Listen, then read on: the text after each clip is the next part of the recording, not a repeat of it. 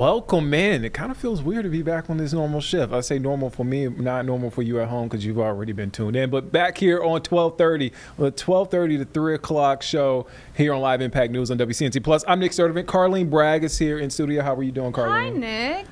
It's been a minute. It's been a minute. I almost forgot her name. No, you didn't forget my name. I didn't forget her name at all. Carlene. But we're back here this afternoon. A lot to get to, including the winter weather that is just pounding the Northeast. Did you run this morning in this cold? I did not. I had a tough training block last week, and so I wanted to take Monday off. Good for you. It's too cold anyway. My half marathon is in a couple of weeks. Yep. No, it's in a week and a half. Okay. So, yeah.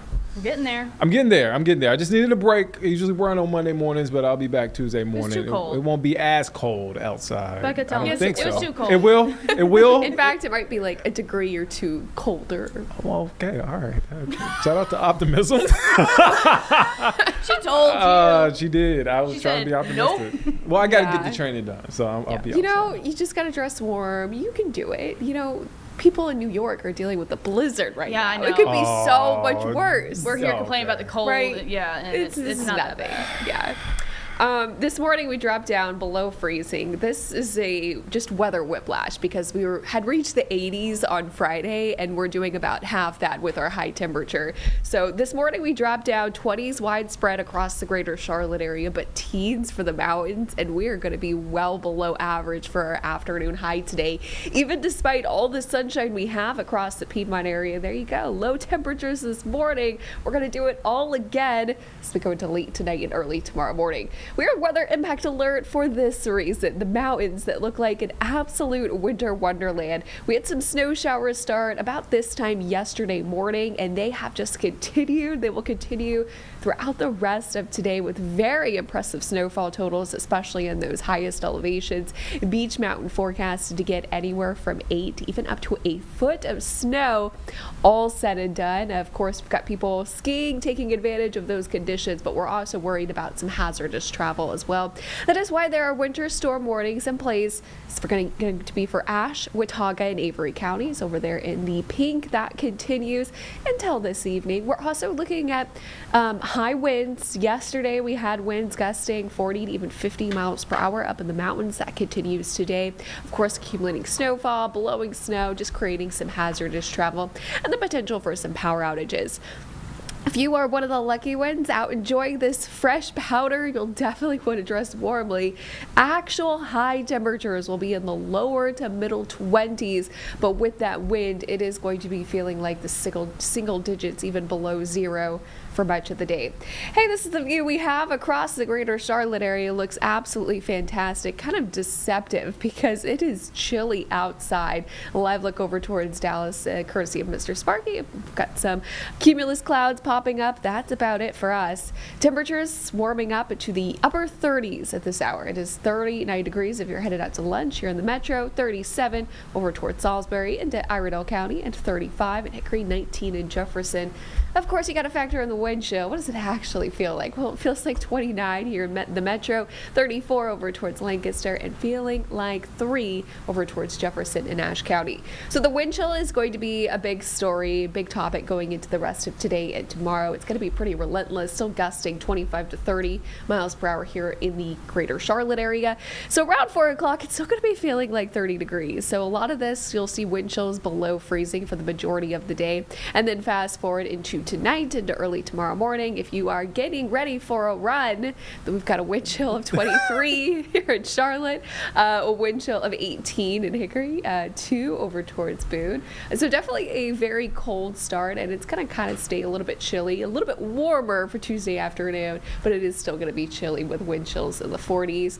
And then we'll do it all again going into Tuesday night and Wednesday morning. But we are expected to, yes, still be in the 30s for a lot of us, but get out of that frost and freeze range. We still have snowfall to go up towards the mountains for the rest of today. Some locations around 3,000 feet in elevation will pick up anywhere from 1 to 3 inches of snow, but above that is where we could pick up an additional 3 to even 6 inches in some isolated spots. Our max wind gust today so far has been 30 miles per hour here in Charlotte. It has been 49 miles per hour up over towards Jefferson and Ashe County. But as we look up to the northeast, of course, the blizzard and the nor'easter has been the big talker this weekend and today. So you can see those wind gusts anywhere from 50, 60, even 70 miles per hour, blowing snow, frigid wind chills. That is why they are under an active blizzard warning. And it looks kind of like a winter hurricane on satellite and radar this morning. Just widespread heavy snow showers all across the northeast. So if you think that we have it bad this morning, I have a camera actually, Beck, if you want to look at this. Oh, amazing. This is Providence, Rhode Island. Oh, okay, man. yeah. So Absolutely when you not. think Providence, you think of like the beach in Newport. You don't really think of this. And this is what they're dealing with now. That looks so cold. It's hard to believe that we kind of had that view at the very end of January and February. We had blizzard-like conditions. I remember saying that on air, but we didn't necessarily meet that. There is a criteria for a Sure. blizzard warning. Distant memory. I don't even remember. Look how fast, like, look at the, you're right, like, look at the wind just Yeah. whipping that snow around. Yeah, so I'll get to the criteria. This is blizzard warnings are in place all across the Northeast. You have to have sustained winds or frequent gusts of 30 miles per hour or greater. You have to have falling or even blowing snow that reduces visibility to a quarter mile or less. And then the event is expected to last 3 hours or more. So what we didn't have those winds greater than 35 miles per hour. They were certainly gusty, but that's not what we had in the greater Charlotte area. And of course, this event up in the Northeast is going to last all day long. Today's wind chills likely at or below freezing and then quickly dropping going into tonight. And then the next couple of days, tomorrow, we'll have highs still in the 40s, mix of sunshine and clouds, but we're going to be warming back up into the 60s. We'll likely have one more freezing morning going into tonight. After that, we'll get out of that frost and freeze range for the rest of February. It's hard to believe we are in the last week of February and starting to enter March as we go into next week. We do have rain chances coming. This is likely going to come as our next cold front moves through. Thursday, we have certainly pinned Thursday night, and Friday morning, probably going to have the highest rain chances, but a little bit lingering into the weekend as well. Of course, this weekend, we did have a couple of rounds of rain, none of which added up to a whole lot. Most of us picked up anywhere from a tenth to about a third of an inch. That's certainly not drought breaking. So as we look towards the next 7 days, there is going to be a chance at least for a quarter to maybe an inch of rainfall in some spots. The highest chance does look to be in the mountains and foothills. So in this Jerry Hunt 2% 7-day forecast, today is chilly, but at least we have some sunshine, helps warm us back up. Tomorrow morning, actual temperatures will fall into the middle 20s, so a few degrees below what it was for this morning. Will still be chilly with afternoon highs in the 40s for Tuesday, but we've got a nice warm up coming, 60s and then even 70s as we go into next Sunday, which next Sunday is the start of March. Hard to believe that, but I am excited. Of course, Pisces season. Yes. Got birthdays coming up. Got a national holiday coming up soon. Y'all too. Yeah. Yeah. Yeah. Yeah. National holiday coming up. Yeah. Some of y'all will be Holiday. here working on the national holiday because of the industry we work. I won't be here working on that national holiday. Good for you. I just got to celebrate, commemorate, and honor that holiday. Yeah. So, you know, Yep. Good for you. still working to get it on the federal calendar. So, you know, We'll get there. We'll Yeah. write some letters. at some point. Becca, thank you for your time. Of course. Let's take a quick break. We'll be back here in just 2 minutes here on Live Impact News on WCNC Plus.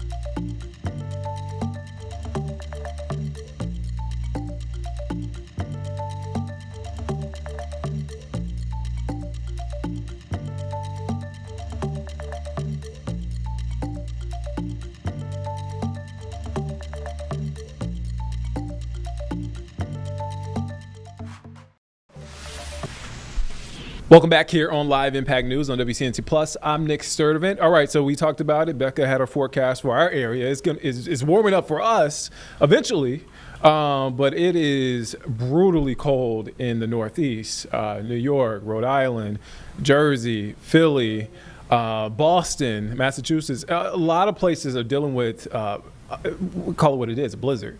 Some really dangerous situations there. Let's check in with CNN. They are monitoring conditions in the Northeast, specifically Manhattan. Let's take a listen to that. Across the Northeast, more than 650,000 customers are without power because of this winter storm. Here in the streets of New York City, mostly clear of traffic. Meanwhile, Central Park is packed with people enjoying the weather. From New York City, the mixture of this kind of snow with this kind of wind is something that can lead to a lot of danger on our streets and our roads. To Philadelphia and Boston. This is a very serious storm that has the potential to be a historic nor'easter. Monday morning, more than 40 million people across the Northeast under blizzard warnings for the combination of intense snowfall rates and damaging winds from the bomb cyclone. The dangerous whiteout conditions not only prompting school districts across the Northeast to cancel in-person classes, but air travel is also expected to be brought to a halt for some of the nation's busiest airports. More than 5,000 flights have already been canceled in the U.S. Monday, according to FlightAware. We got on the actual plane. They were de-icing it, and by the time they de-iced it, the winds, I guess, picked up. So we all got off the plane and then winded up sleeping here. So this is something I'll check off my bucket list. The biggest snowstorm in years for New York City, bringing people out to the iconic Central Park. It's incredible to be able to walk from home and take out the skis and go straight from my own city. I think we find ourselves in the rare situation where we have snowshoes in New York City and there's a bunch of snow in Central Park, so we're gotta seize the day. More than 15 inches of snow has fallen here in Central Park, not far away on Long Island. More than 2 feet of snow has fallen there. We're looking forward to this snowstorm moving out of our area by earlier this afternoon. Live in Central Park, I'm Lee Waldman. All right, so here is a live look from Chambers Street in Manhattan. You see that snow there. You see barely any cars on. I think One brave soul out there. One brave soul. Oh, there's a car. 2 brave souls out there. All right, so according to NBC New York, NBC4 there in New York, millions of people in New York City and the rest of the tri-state area are basically stuck home under travel bans and blizzard warnings as a fierce winter storm slams the region with heavy snow and high winds. Just to kind of give you an update, I was trying to look at accumulation updates. According to NBC New York, NBC4, 2 feet of snow on Long Island and in New Jersey. But that snow continues to come down. Again, dangerous situations there. Blizzard warning in effect for all 5 boroughs of New York City, Long Island, and much of New Jersey. This is a classic nor'easter that is walloping that area with strong winds and heavy snow there. So if you know some folks there in New York, in the New York area, the tri-state area, make sure you check on them. You see a plow there going down Chambers Street, but yeah, check on them. It's rough conditions out there. All right, let's take a quick break. We'll be back here in just 2 minutes here on Live Impact News on WCNC Plus.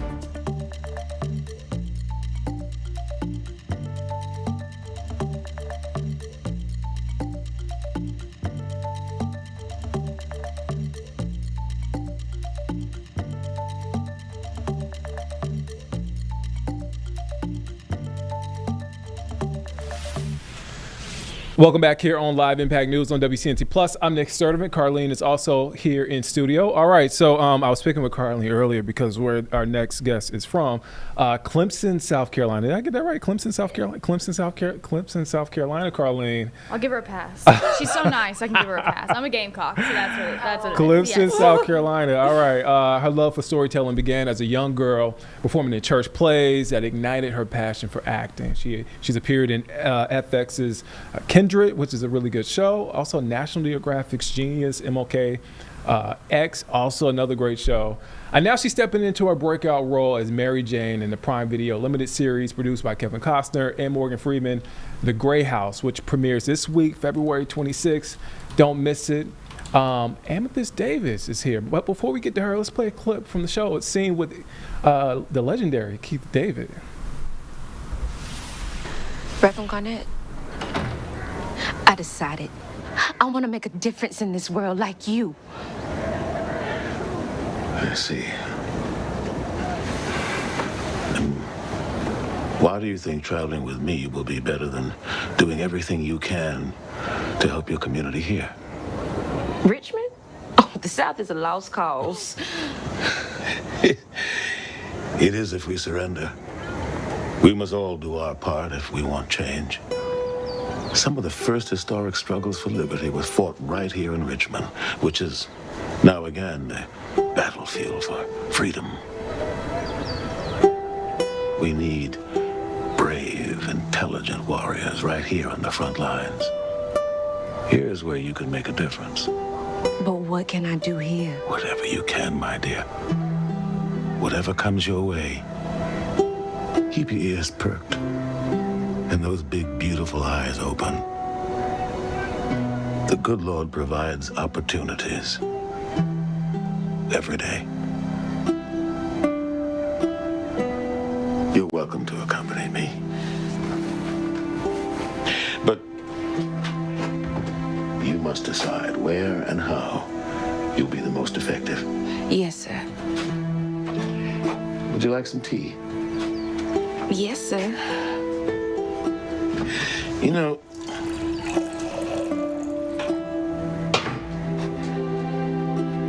you are extraordinary.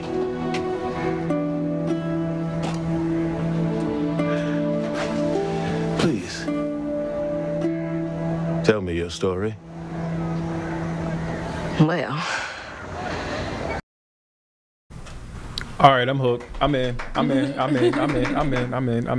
Amethyst, thank you for coming in. Thank you for stopping by. Thank you for having me.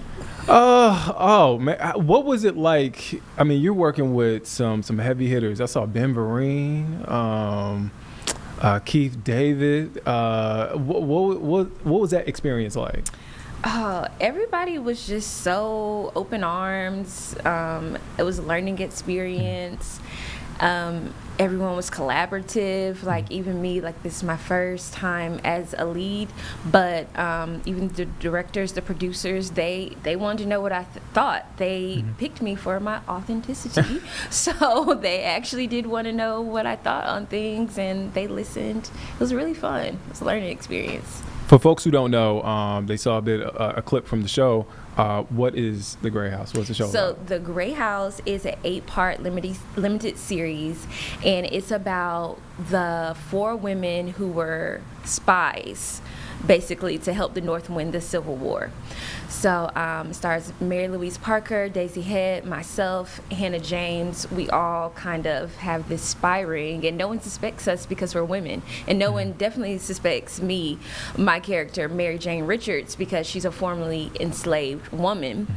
But she's highly educated. She can read. She's already well-traveled. So they definitely use Mary Jane. I don't want to give any spoilers, but they definitely use Mary Jane to her fullest potential to do this espionage. How did you? Not the face at the end, like this. How did you prepare for the role? I prepared. I did visit the African American Museum in DC, which so much to learn there about every era of our history. I had like a personalized tour at the Civil War Museum in Richmond, Virginia. They already had a display up about Mary Jane Richards and the Van Loos, which are the abolitionists that are at the center of this whole spy ring. So that really helped. YouTube videos and listen to voices from the 1920s of formerly enslaved people.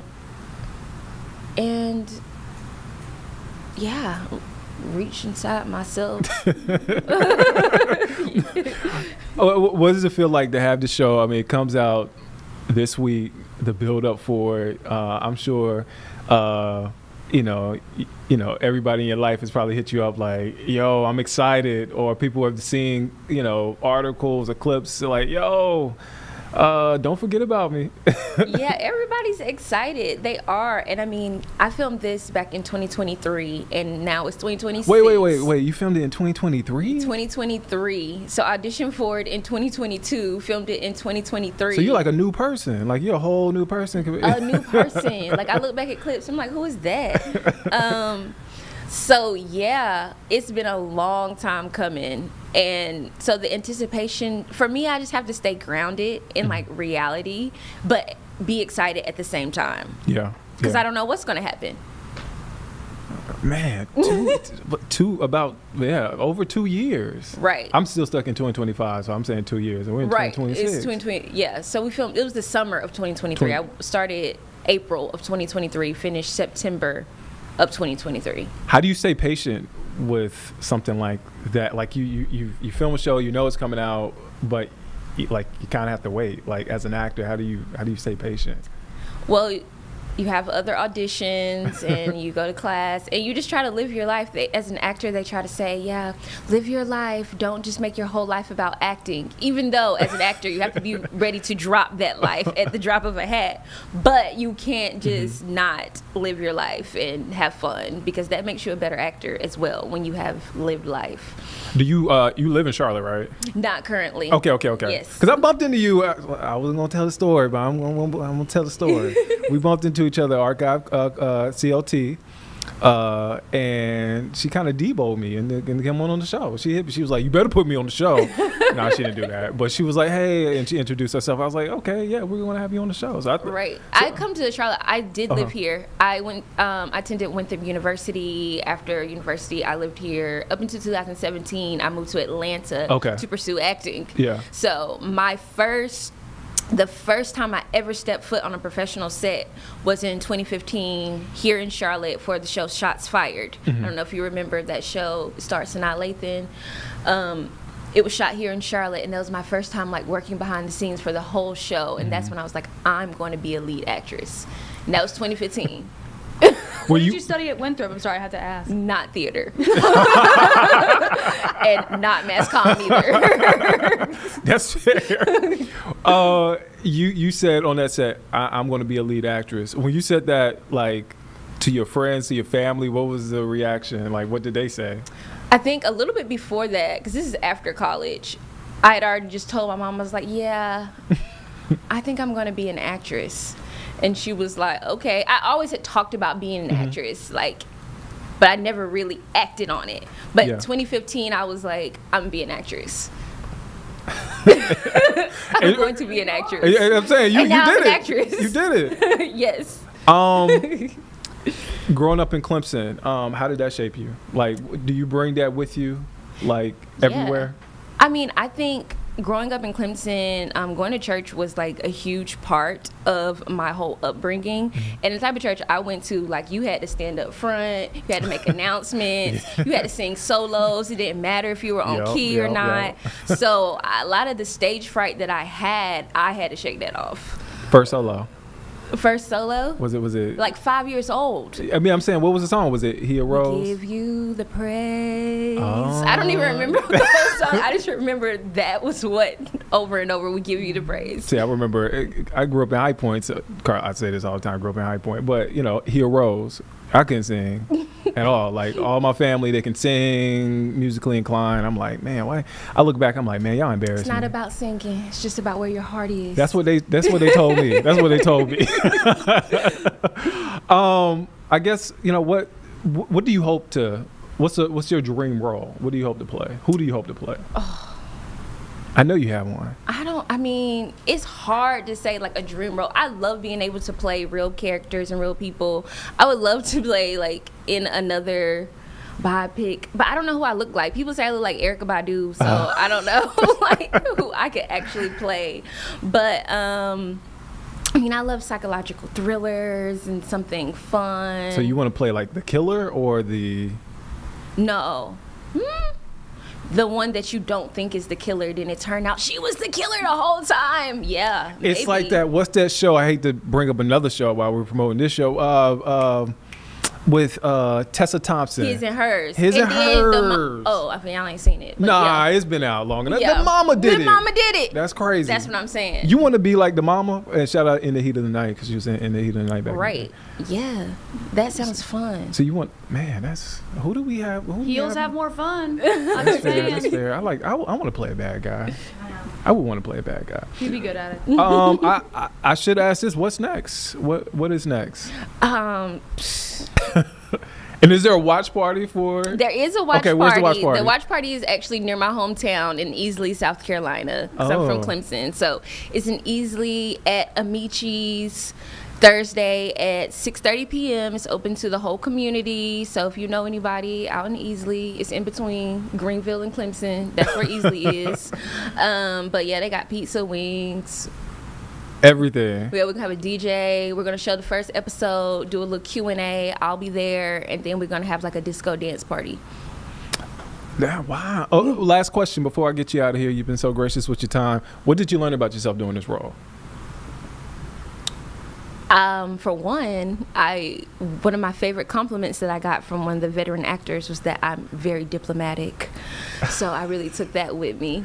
Two, I think it made me just, when I got home, just realize like my history and what I came from and just how privileged I am in comparison to my ancestors. Like I'm doing things that they never had the privilege to do, never could have dreamed of, and it just really made me practice more gratitude.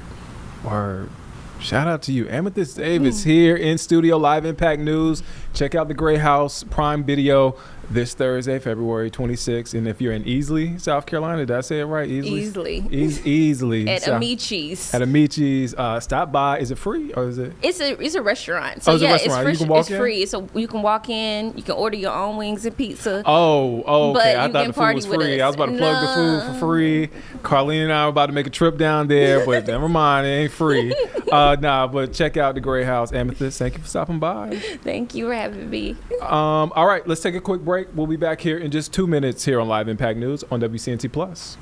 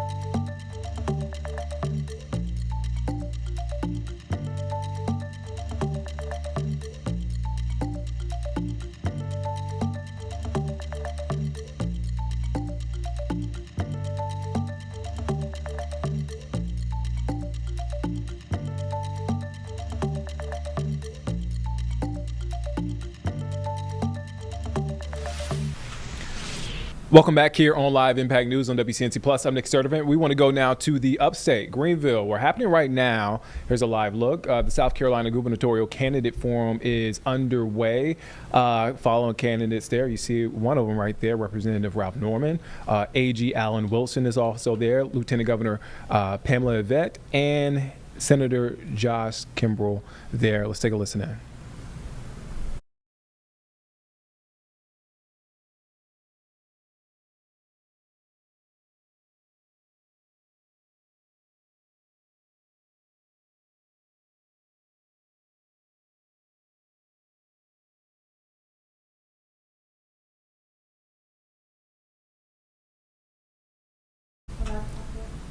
All right, so it looks like that shot froze. We tried to get you there. We'll get you back there once we get that shot cleared up. But we want to take another look and check in on the conditions there in New York, places like New York, places like in Massachusetts, New Jersey, Philadelphia, where they are getting pounded with snow, a huge snowstorm. Let's go now to New York City. Friends with the Weather Channel with an update. Let's take a listen in. 15 inches and counting of snow here from the latest winter storm. A blizzard going on here in New York City. Here in Brooklyn, you can kind of see the Brooklyn Bridge. Visibility has been on again, off again, depending on the intensity of the snow coming on through. And there's plenty of snow, 15 inches and counting. Difficult to keep the roads clear. Most people are walking on the streets because, let me show you, the route to get to the sidewalk, you have to get through nearly knee-deep snow because it's not just the snow falling. We have winds gusting at times 30, 40, 50 miles per hour, so it's drifting snow. Under here somewhere is a sidewalk. As you can see, the street is an easier way to walk. It's much less snow on this thoroughfare here. But by the way, we've been dealing with and watching lots of plow trucks coming on through, but New York City has 6,400 miles of streets to plow. So they have quite the job ahead of them, and they've been at this since yesterday evening. So yeah, the biggest snow event of the year is still underway here in New York City, and it's not over yet. 15 inches and counting. 20 inches now is definitely on the table in terms of our snowfall from this latest blizzard. For the Weather Channel, Paul Goodlow here in Brooklyn. All right, so that is a live look, sort of a live look at conditions there in New York City from the Weather Channel. We want to go back now to Greenville, South Carolina. We tried to get this for you earlier. Shot froze, but we got the shot back. It's a look. South Carolina Gubernatorial Forum. Candidates there speaking. I believe that is Alan Wilson that's on stage. Let's take a listen in. Alan Wilson, thank you so much for being with us. For 2 minutes, tell everybody here why you think you'd make the best governor. Thank you, Jane, and thank you to the women, and thank you to the other folks running for governor. We're not enemies, we're competitors. There's a big difference, and we need to remember that through this primary season. First off, thank you. Folks, I was elected in 2010, took office in 2011, and since that time, I have brought hundreds of cases against the Biden-Obama administrations. I've led major reforms for human trafficking, internet safety for children, DUIs, domestic violence. I've led major reforms as your Attorney General. In addition to that, I have fought for almost every single constitutional right that we hold precious and dear in the courts of South Carolina, as well as our federal courts, all the way to the United States Supreme Court. When I was a young prosecutor, there was a case that was a bridge to me getting to this point, and it was a case in which I represented or prosecuted a man who had sexually abused his granddaughter. This man was a retired police officer, and at the end of that trial, he was sent away for 18 years. And I remember talking to this young woman after the trial, and it was at that moment, based on what she had told me he had done to her, that I realized that I could be a voice for people who had no voice. She had no voice for the entirety of her adolescence. I could be a bridge from victimhood to survivorship. I could be a champion for giving people power who had no power. And that is what ultimately compelled me to run for Attorney General. And it was during that time as Attorney General that I was able to accomplish the things that I just talked about a moment ago. I don't have enough time today to go over my resume, but I have been out there in the trenches, both on the battlefields of Iraq as a 30-year combat veteran, as well as your Attorney General for the last 15 years, laying it all on the line. It's not only enough to say and believe the right things. You must also have the courage to do the right things. I believe I have done that, and I have demonstrated that time and time again, not just laying my life on the line, but laying my livelihood on the line, laying my political reputation on the line, being attacked incessantly. So when you're looking for the next governor of South Carolina, you're looking for a leader. You can label it a private sector leader or a public sector leader, but you're looking for someone who is willing to fight for you, someone who has demonstrated time and time again that they have the courage to accomplish the very things that we all say and that we want to do and believe, but actually has the ability to get it done. Alan Wilson. Touching on some of that, as Attorney General, you've sued the federal government numerous times. What is one federal policy that you would not challenge as governor, even if it's unpopular with your party, and why? That's a great question. So first off, I've sued the federal government several hundred times, so that's numerous. I do want to qualify that, and we can talk about that in another question. But I would say off the top of my head, I think one policy that I would probably, you say, keep in place at the federal level? Yes, what would you not challenge as governor, even if it's unpopular with your party? So we're seeing states all around the country have this patchwork of laws dealing with the legalization of marijuana. It is against the law. Marijuana is a Schedule I narcotic, where cocaine is only a Schedule II. At the federal level, it's supposed to be illegal in every state. I would maintain a federal regulation on marijuana, but actually enforce it. We're not actually enforcing it because I'm talking to law enforcement in other states who are saying, for God's sake, do not follow us over this cliff. There is a correlation between all of the crime, all of the entitlement issues, all the mental health issues, and the fact that we are opening the gateways to some of these drugs that people think are just green leafy vegetables. The federal government is not enforcing it. So if the federal government would actually enforce it, then that's something that I would want to keep in place at the national level. Generally, I like local control, but I would be okay with studying it and scheduling it as a Schedule II drug, but not letting each state do their patchwork of regulation. Yeah, and to be clear, are you talking about medical marijuana, or are you talking about recreational marijuana? I'm talking about marijuana, period. Whether, first off, it's against the laws. The federal government's just not enforcing it in all this patchwork of states right now. South Carolina ranks high in domestic violence and in violent crime rates. What is one concrete policy change that you would implement as governor that goes beyond enforcement and actually reduces crime long term? So for 15 years, I've worked on this issue, whether it was DUIs, CDVs, whether it was violent crimes, bond reform, even advocating for judicial selection reform, which I've been doing for 15 years. There's a reason why nearly 80% of all of the elected Republican sheriffs in the state of South Carolina, including our own wonderful sheriff here in Greenville County, Hobart Lewis, have endorsed one candidate for governor, yours truly. I've received that because I have worked with law enforcement to implement issues involving judicial selection reform, bond reform, domestic violence, creating the state human trafficking task force, quadrupling the size of the Internet Crimes Against Children task force, working with solicitors and law enforcement at the front lines to keep people safe. I would continue that by I agree. I think every candidate for running for governor supports judicial selection reform. I believe holding judges accountable who refuse to hold violent criminals accountable is the number one thing we can do. But I've already been doing it. In fact, in December, SLED just issued a report that South Carolina is at a 30-year low in violent crime. Now, are we where I want us to be? Of course not. I like it to be zero. But we have been trending in the right ways, and that is because of the collaborative working relationships that I have with prosecutors, sheriffs, police chiefs, and other law enforcement agencies. We've been up here in the upstate prosecuting hundreds, if not thousands, of criminal defendants, working with Mexican drug cartels, human traffickers, drug traffickers on the street corners. We've been cleaning up here, South Carolina, but I think judicial reform is one area that I would start, and obviously having mandatory minimums for online sex predators, especially those repeat offenders. Put them under. All right, so that is Attorney General Alan Wilson. He, along with other candidates in the South Carolina governor's race, they're in Greenville, South Carolina for that forum. We want to head now to Philadelphia. We're happening right now. or they're getting ready to start, as Carlene points out. A press conference updating us on conditions there in Philly as much of the Northeast getting pounded by a big snowstorm. Let's take a listen in. It's right here.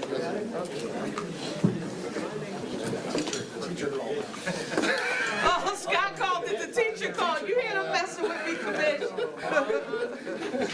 Oh, boy.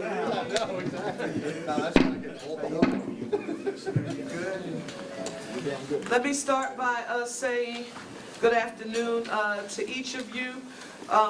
I'm joined today by several of our stakeholders that include Director Carlton Williams, who is the leader of Philadelphia's snow removal operations, our Deputy Managing Director, Don Morales, who does an amazing job leading all of our emergency services, Sue Slauson, our Parks and Recreation Commissioner, Crystal Jacob Shipman, our Sanitation Commissioner, and Scott Sauer, our very valuable partner and leader at SEPTA. In addition to that, our Managing Director, Adam Teal, I saw him somewhere, he was giving me some instructions. Thank you, you know I like my picture, I need you close by, right? Good afternoon, Philadelphia. A significant winter storm remains underway across our region. Blowing and drifting snow will remain a challenge throughout the day, even after the snowfall tapers off. And as I was traveling throughout the city in some areas, you can literally see that it is totally stopped. So travel is very difficult, and in some areas, it is nearly impossible this afternoon. So again, for those who do not have to travel and drive, we encourage you to stay inside. As of 7 a.m., the National Weather Service reported 13.7 inches of snow at the Philadelphia International Airport. At our Emergency Operations Center, we've recorded more than 11 inches. So this is a major snowstorm, and our One Philly response is fully activated. More than 1,000 personnel and over 800 trucks and pieces of equipment, they are mobilized across the city.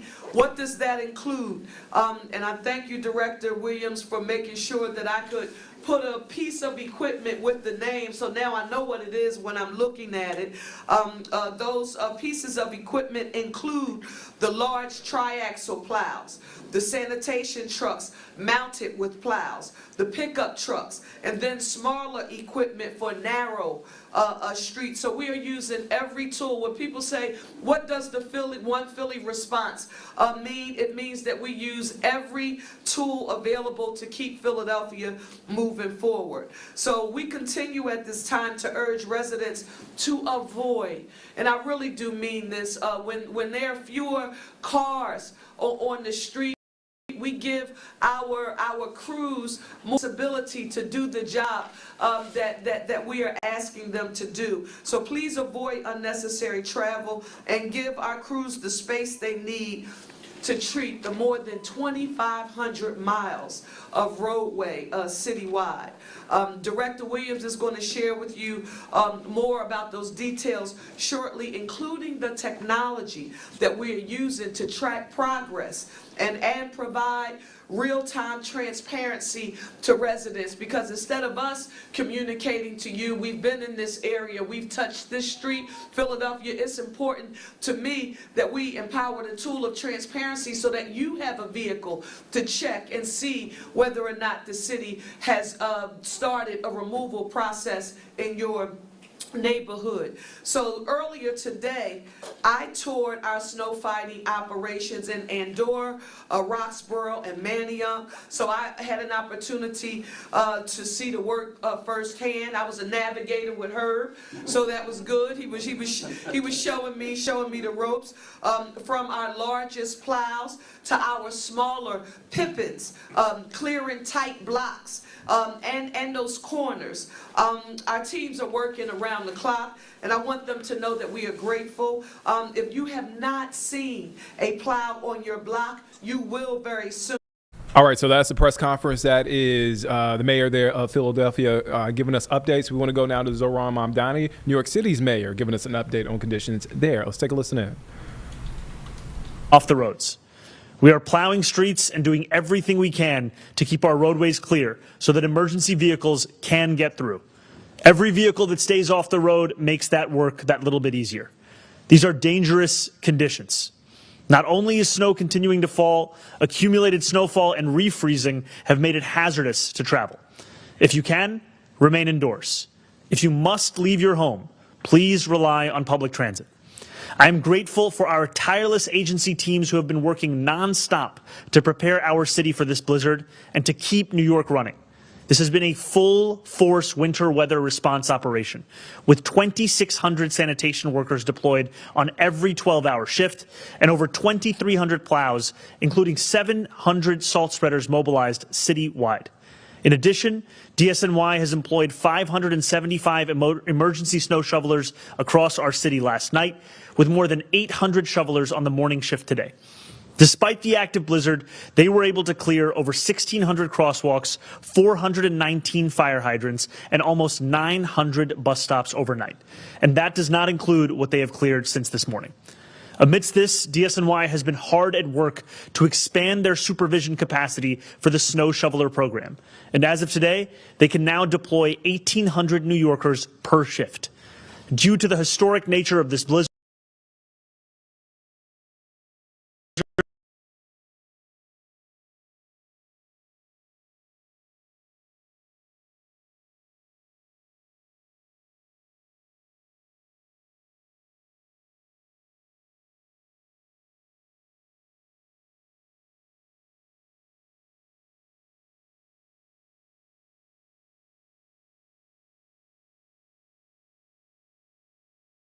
tracker at nyc.gov/plownyc. As of 12:30 p.m., DSNY has distributed over 50 million pounds of salt and plowed over 99.5% of city streets at least once. As heavy snow continues to fall, every single street in every single borough will be plowed as many times as necessary to make it safe for emergency travel. As I mentioned earlier, parts of Staten Island are being hit hardest by this winter storm. In addition to existing efforts, DSNY is deploying 65 further pieces of equipment to Staten Island, and the NYPD Tow Truck Task Force is now operating especially heavily in the borough to free stuck vehicles, which include MTA buses. Our teams will continue to salt again and again throughout the day. This work has been a testament to the whole of government coming together to tackle a shared challenge. The NYPD Highway Patrol will continue escorting DSNY to facilitate the salting and plowing of our streets. And the Down Trees Task Force has been coordinating across the 5 boroughs.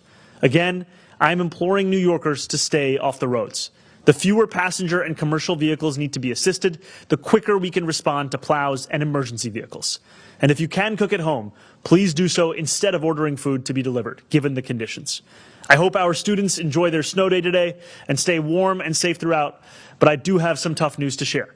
School will be in person tomorrow. You can still pelt me with snowballs when you see me. Alternate side parking will be suspended through the week. NYC Ferry remains suspended for the rest of today, while the Staten Island Ferry is running half-hour service through the day. A decision will be made on tomorrow's service for both the Staten Island and NYC ferries later today. All public libraries across the city remain closed today. An update on reopening tomorrow will be made and shared later this afternoon. City buildings will be back open to the public tomorrow for in-person city services. Code Blue remains in effect, and an enhanced Code Blue has been extended through Wednesday morning. Throughout this storm, our outreach workers have continually canvassed all 5 boroughs, helping homeless New Yorkers find shelter. Last night, outreach workers made 79 placements. I want to be very clear. If you need warmth and shelter, it is available to you. This morning, our Department of Social Services accelerated the opening of another 100 low-barrier stabilization beds in Upper Manhattan, building on the additional capacity we added during the historic cold snap a few weeks ago. Across our city, we have had 22 warming buses, 11 health and hospitals warming spaces, and 13 school warming centers open.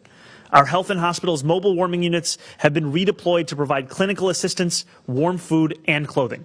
By this afternoon, we will have 15 mobile warming units citywide. Our on-point overdose prevention centers were also open all of last night and will remain open today and overnight tonight as well. I continue to ask New Yorkers to check in on those who may be struggling. If you see someone in need of warmth or shelter, please call 311 immediately so outreach workers can assist. In a code blue, these 311 calls will be rerouted to 911. You can also call 311 directly from our Link NYC kiosks or use them to find the locations of warming centers across the city. We are aware that there were power outages across the city, including over 11,000 New Yorkers in the Rockaways who were without power this morning. NYSEM dispatched field personnel to check conditions and make repairs. Power has already been restored to more than 8,000 of those New Yorkers. As a contingency, NYSEM has opened warming centers at Far Rockaway High School, Beach Channel High School, and PS 43. For New Yorkers dealing with heat or hot water issues, call your landlord immediately. If you do not hear back promptly, please call 311. HVD staff is working overtime and is on call to help. NYCHA has deployed additional staff this weekend, including technical teams, to respond to elevator, heat, and any other repair issues that may arise. If you are a NYCHA resident dealing with a non-emergency issue, please call 718-707-7771 or submit a work ticket through the My NYCHA application. Lyft began clearing operations at City Bike stations this morning and have cleared 20 stations as of 11:30 a.m. With additional vendors starting at different points throughout the day, we expect their progress to rapidly accelerate as the afternoon continues. And operational agencies have been working to clear fire hydrants, crosswalks, and bus stops around their property as well. While DSNY continues to prioritize snow response, there will be delays in collection. There will be no collection of any material today, February 23rd, or tomorrow, February 24th. We will provide an updated plan on trash collection by end of day tomorrow on what collection will look like for the rest of the week. When we share that plan, we will be prioritizing trash and compost. Recycling will continue to be delayed into the following week. Please hold your recycling and wait to put it out until next week, as you would after certain holidays. Our mandate for property owners to clear 4-foot wide paths across all sidewalks remains in effect. We issued more than 4,000 violations after the last storm. We do not want to issue as many citations again. So please, if you are a property owner, do your part, clear the snow, and help make our city passable for our neighbors, especially those with disabilities. For those shoveling, take it slow. This snow is exceptionally wet and heavy. Your health comes first. Please protect your back and your heart by working slowly and make sure that you're taking frequent breaks. All right, so that is New York City Mayor Zohran Mamdani giving us an update on the conditions there in New York City. You can see right there the conditions there, Henry Hudson Parkway, also Chambers Street. Yeah, it is a huge storm sweeping through the Northeast. We will continue to give you updates on the conditions there throughout the Northeast, throughout the afternoon and into the evening. But let's take a quick break. We'll be back here in just 2 minutes here on Live Impact News on WCNC Plus.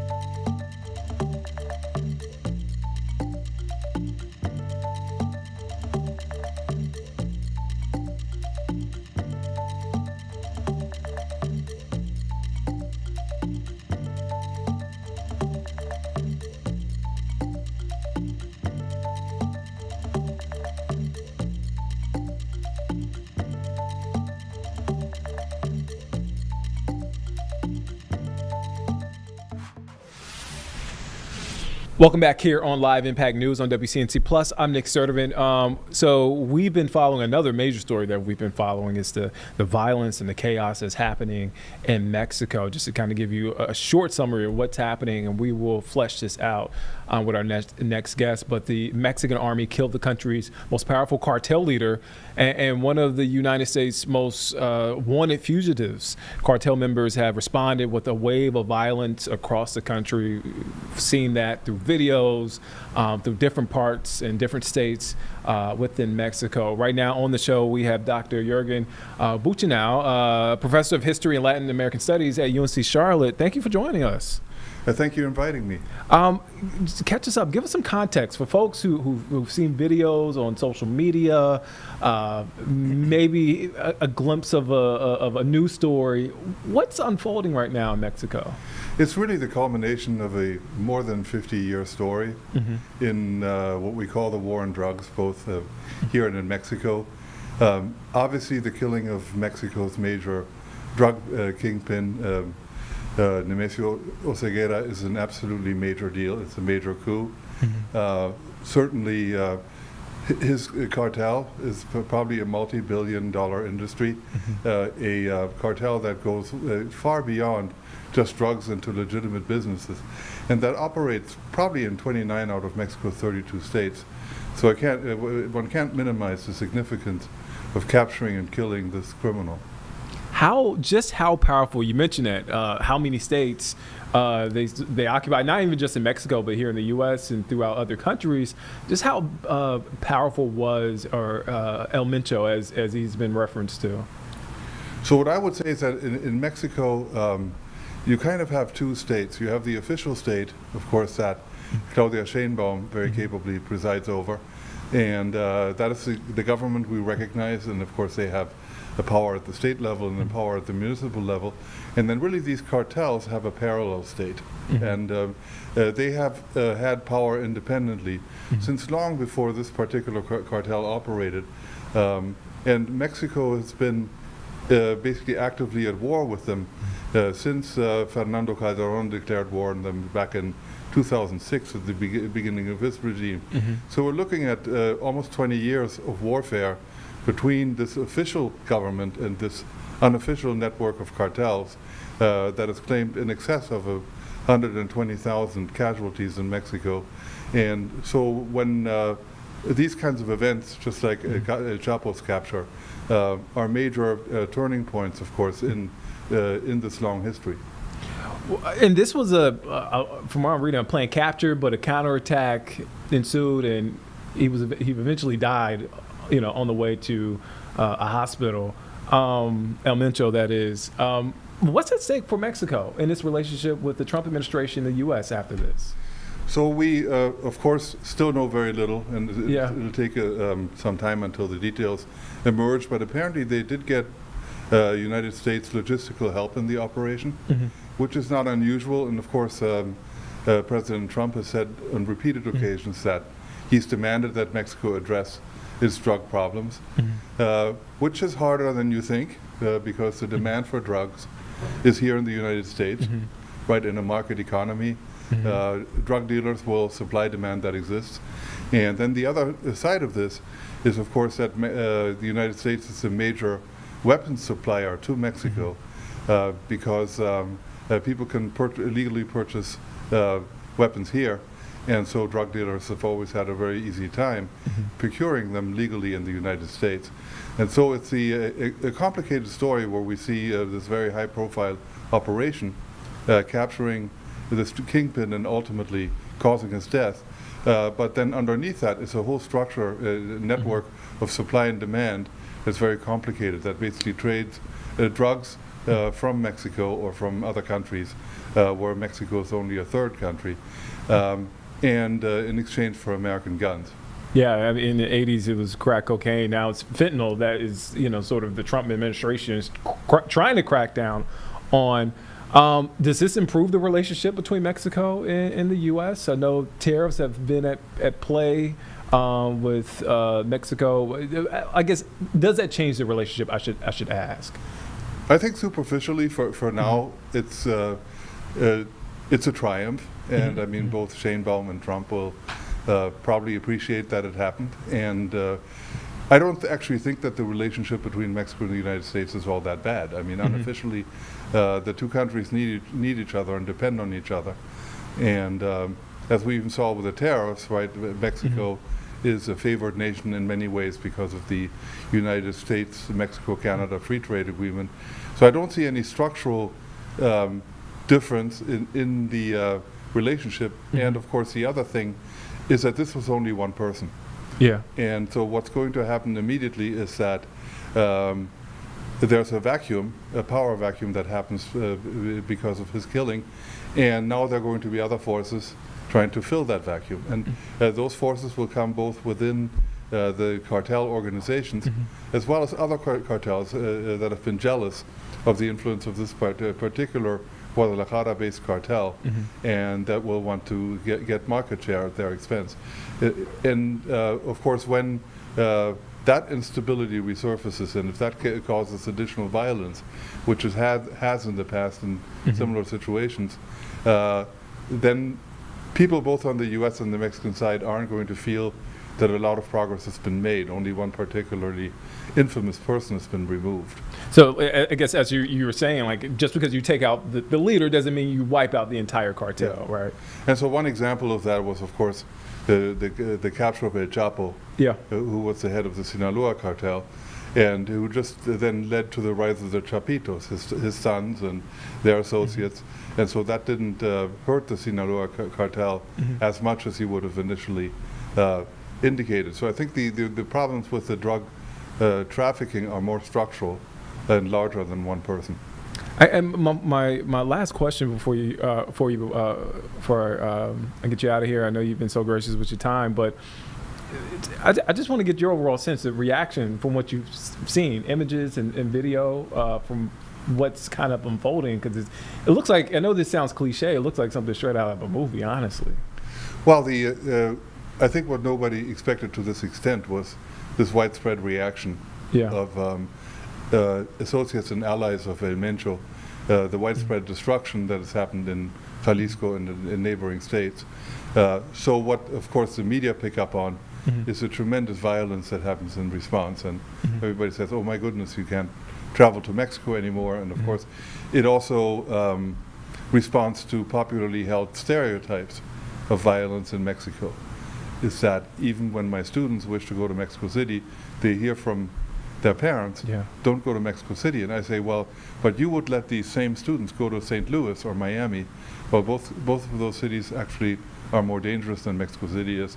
So from my perspective as a Mexican, it's unfortunate that the current violence plays into rhetoric that portrays Mexico as an infamously dangerous place, which it is not. Does it follow up to that? Does that hurt the Mexican? I mean, I know it's too early to tell, but could that hurt the Mexican economy, that perception? It could. I mean, in the sense that there are, of course, a lot of American retirees in Mexico. There are tourists, a lot of American tourists and international tourists. And so, yes, Sheinbaum is going to be very keenly aware of Mexico's image in the world. And, of course, if they weren't able to control this violence and have this play out over and over in multiple cities around Mexico, then it would hurt the Mexican economy.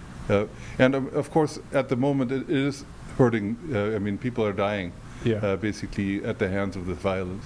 And there's still some folks, Americans, stuck over there because of what's played out. Dr. Jürgen Buchenau, Professor of History and Latin American Studies at UNC Charlotte, thank you for stopping by and giving some context on what's happening there in Mexico. You're very welcome. All right. Let's take a quick break. And we'll be back here in just 2 minutes here on Live Impact News on WCNC Plus.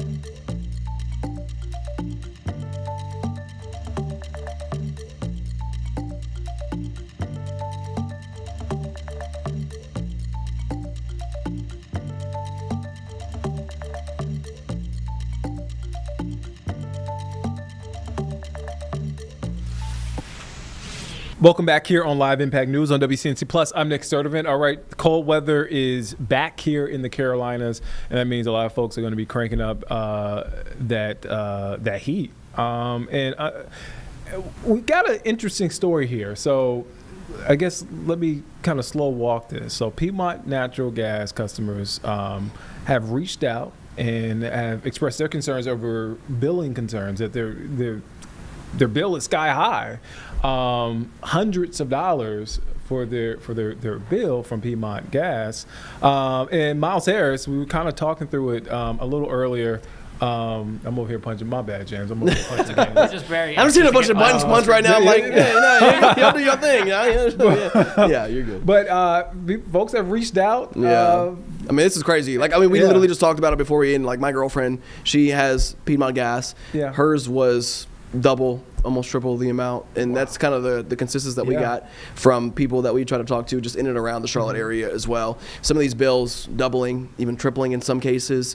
And so obviously, as you can imagine, people have questions. One, how is our bill this high? And two, I mean, we look at the forecast, it's not getting any warmer this week as well. So we did get a chance to reach out to Piedmont, and they kind of gave us this explanation. It was very wordy, but in short, the thing is, we got to realize we just had some of the coldest temperatures that Charlotte's probably seen in decades, right? Yeah. And so what that does is it's going to have an impact on our heating, cooling, gas bills, forcing those utilities to really work more than they're probably used to for longer periods of time, which you do the math, that kind of just adds up and it shows up on your bill come that time of the month, right? And so that's pretty much what Piedmont's kind of relaying it to. They're saying like, hey, really, like the weather has been the major driver behind the increase. So that's as best as what they're describing it as, and really advising people as far as the next steps on trying to maybe alleviate and probably try to lessen that blow when it comes to the bills. They're mentioning that they can enroll into the equal payment plan, which is that like so basically like a installment. It's and so what it will, and I'll just read it to you here as we're here. It levels out the natural gas bills into an equal amount over a 12-month period. So it just tries to keep it as consistent, I guess, as it can be throughout the year. Which, I mean, there's a pro and a con to that as well. You could be paying for a higher gas bill in the summer than you would generally if you weren't a part of this, though, too, and then vice versa. So you could also be paying less in the winter, but I mean, either way, it's still going to be a pretty high bill. So I know you talked to a few folks. What did they say? Did they notice anything? I mean, the reaction is pretty much the same. Shock, right? So it's like concern, but also like a shock. But the concern also, again, we talk about the temperatures looking into this week. I mean, we're still not really cracking above probably, 60 degrees until Thursday or Friday. So people are like, what do we do? How do we kind of alleviate the issue here? And so some people are like, we just try to adjust our thermostat as best as we possibly can. But the other thing that it matters, though, is it depends on the kind of size of the unit that we're talking about. If we're talking about a house, if we're talking about an apartment complex, it all kind of factors in as well. And so it's tricky because it's a case by case, but at the same time, we also know that a lot of people are paying a lot for their bill right now too. So it sounds simple when I say this, but the bigger the space, the more room to heat. So and you got to think about it though too. Is the other factor, and we talk to some people, they're like, yeah, well, like we get that, but like we just have to bite the bullet because we got a kid in the house, so we have children in the house too, and so like you got to think about it for other parties involved too. You got to make things as comfortable and I guess as safe as you can be as well with that, but yeah, it's not easy. It's not an easy time. Tough time for a lot of folks. Miles, when can folks check out your story? 5:30 and 6:15 will be on. So. All right, he had to think about that one. I don't know if I'm usually okay. Listen, I've been gone here. If you can't tell, I've been gone for a little bit. He's got a lot of numbers. He's got a lot of numbers recovering. Miles, thank you for your time, man. Look forward to seeing that story. Do we want to hit a break, James? Yeah, let's go to break. We'll be back here in just 2 minutes here on Live Impact News on WCNC Plus.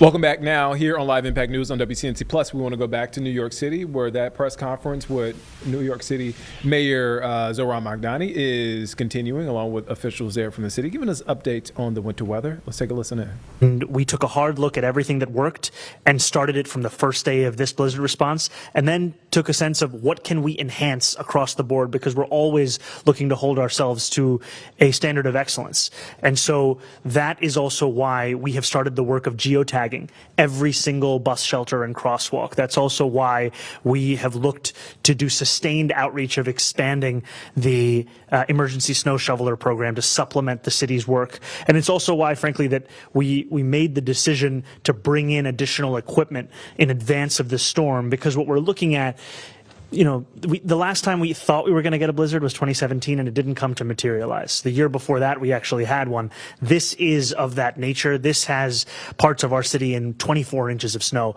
It requires us doing everything we can to respond.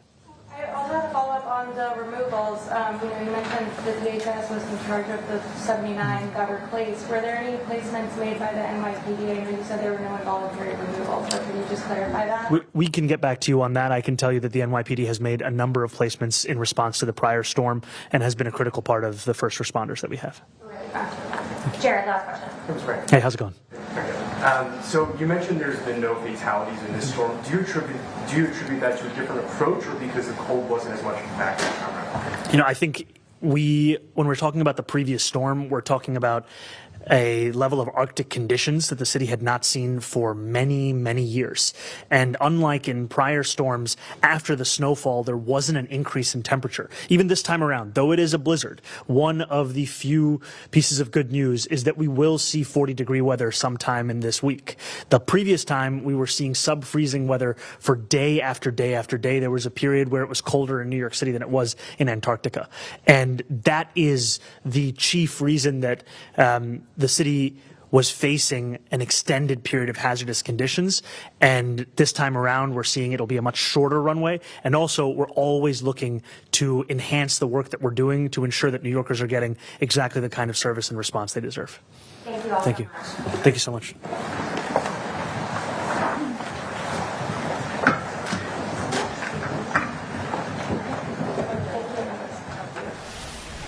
All right, so that press conference wrapping up there in New York City. Let's check in on our own forecast. Let's take a listen in. I believe this is meteorologist Majestic Storm. I usually check, but here you go. Here's our full forecast. Well, good Monday afternoon to you. I'm WCNC meteorologist Majestic Storm, and let me tell you, we have two completely different forecasts, depending on if you're in the mountains or if you're in and around Charlotte. Look at this. Ashwaubenon, Avery counties, you are waking up to a winter wonderland. Light snowfall still coming down, but those roads are still snow-covered. We're watching for slick and icy spots and limited visibility. That drifting and blowing snow has just really not been the best case scenario. Meanwhile, you step outside around Charlotte and this is what our Monday looks like, but don't be fooled because it looks beautiful, but boy, it's cold out there. Temperatures struggling to warm really for everyone today across the Carolinas. Winter storm warnings issued by the National Weather Service will stay in place throughout the rest of the day today for mountain counties.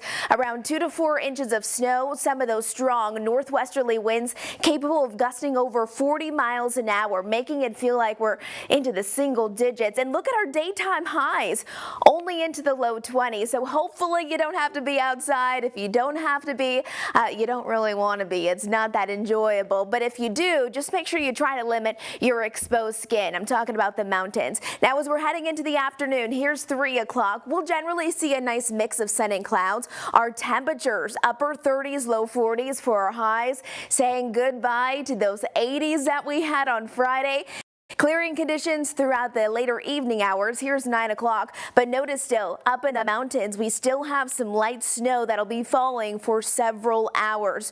Tuesday will be another day where we have a little bit more cloud coverage pushing through, but overall just cold conditions. It's beautiful outside. At least we have that going as we're starting out our new work week. Now, early this week, below average temperatures, we kind of just have to get used to it. Getting a little bit warmer as we're wrapping up our work week and heading into into the weekend, but then we do have some rain chances heading our direction. This is for Charlotte. Boy, we started out with gorgeous blue sunny skies, and as we're heading into the later half of the afternoon, early evening, a few clouds will sneak in here and there, but really it's all about the cold conditions. Low 40s for our daytime highs in Charlotte, and I guess we'll take it compared to what the mountains have when we're looking at those high temperatures. Banner Elk, 19 degrees, 23 there in Boone. As we're looking a bit more south, Morganton not even touching 40 degrees, just over 40 from Gastonia to Concord, even up there in Statesville. And again, at least we have some sunshine, but Rock Hill only 42 for your expected high. Those winds, I think this is really the worst part of the story when we're looking at our forecast, because those winds capable of gusting up to 40 miles an hour in the mountains, around 30 here in Charlotte, and it makes it feel brutally cold. If you have any outdoor pets, make sure you are bringing them inside. Feel like temperatures into the afternoon, mainly into the 30s, unless you're in the mountains. That's where it is going to feel like you're in the single digits. How about some 60s? That's going to feel nice once we get them back. We'll see them return on Wednesday, even low 70s by Sunday. But remember, we have another system pushing through that will bring in some rain showers Thursday morning, Thursday afternoon. Be ready for some wet conditions. After that, really our rain chances start to go down, and then we get ready for a beautiful weekend weather forecast. There's our Jerry Hunt Supercenter 7-day forecast. We'll start out our work week with low 40s, almost 50 degrees tomorrow, and start making some nice weekend plans. It's nearly perfect, upper 60s to low 70s with a nice mix of sun and clouds. Hope you have a great day.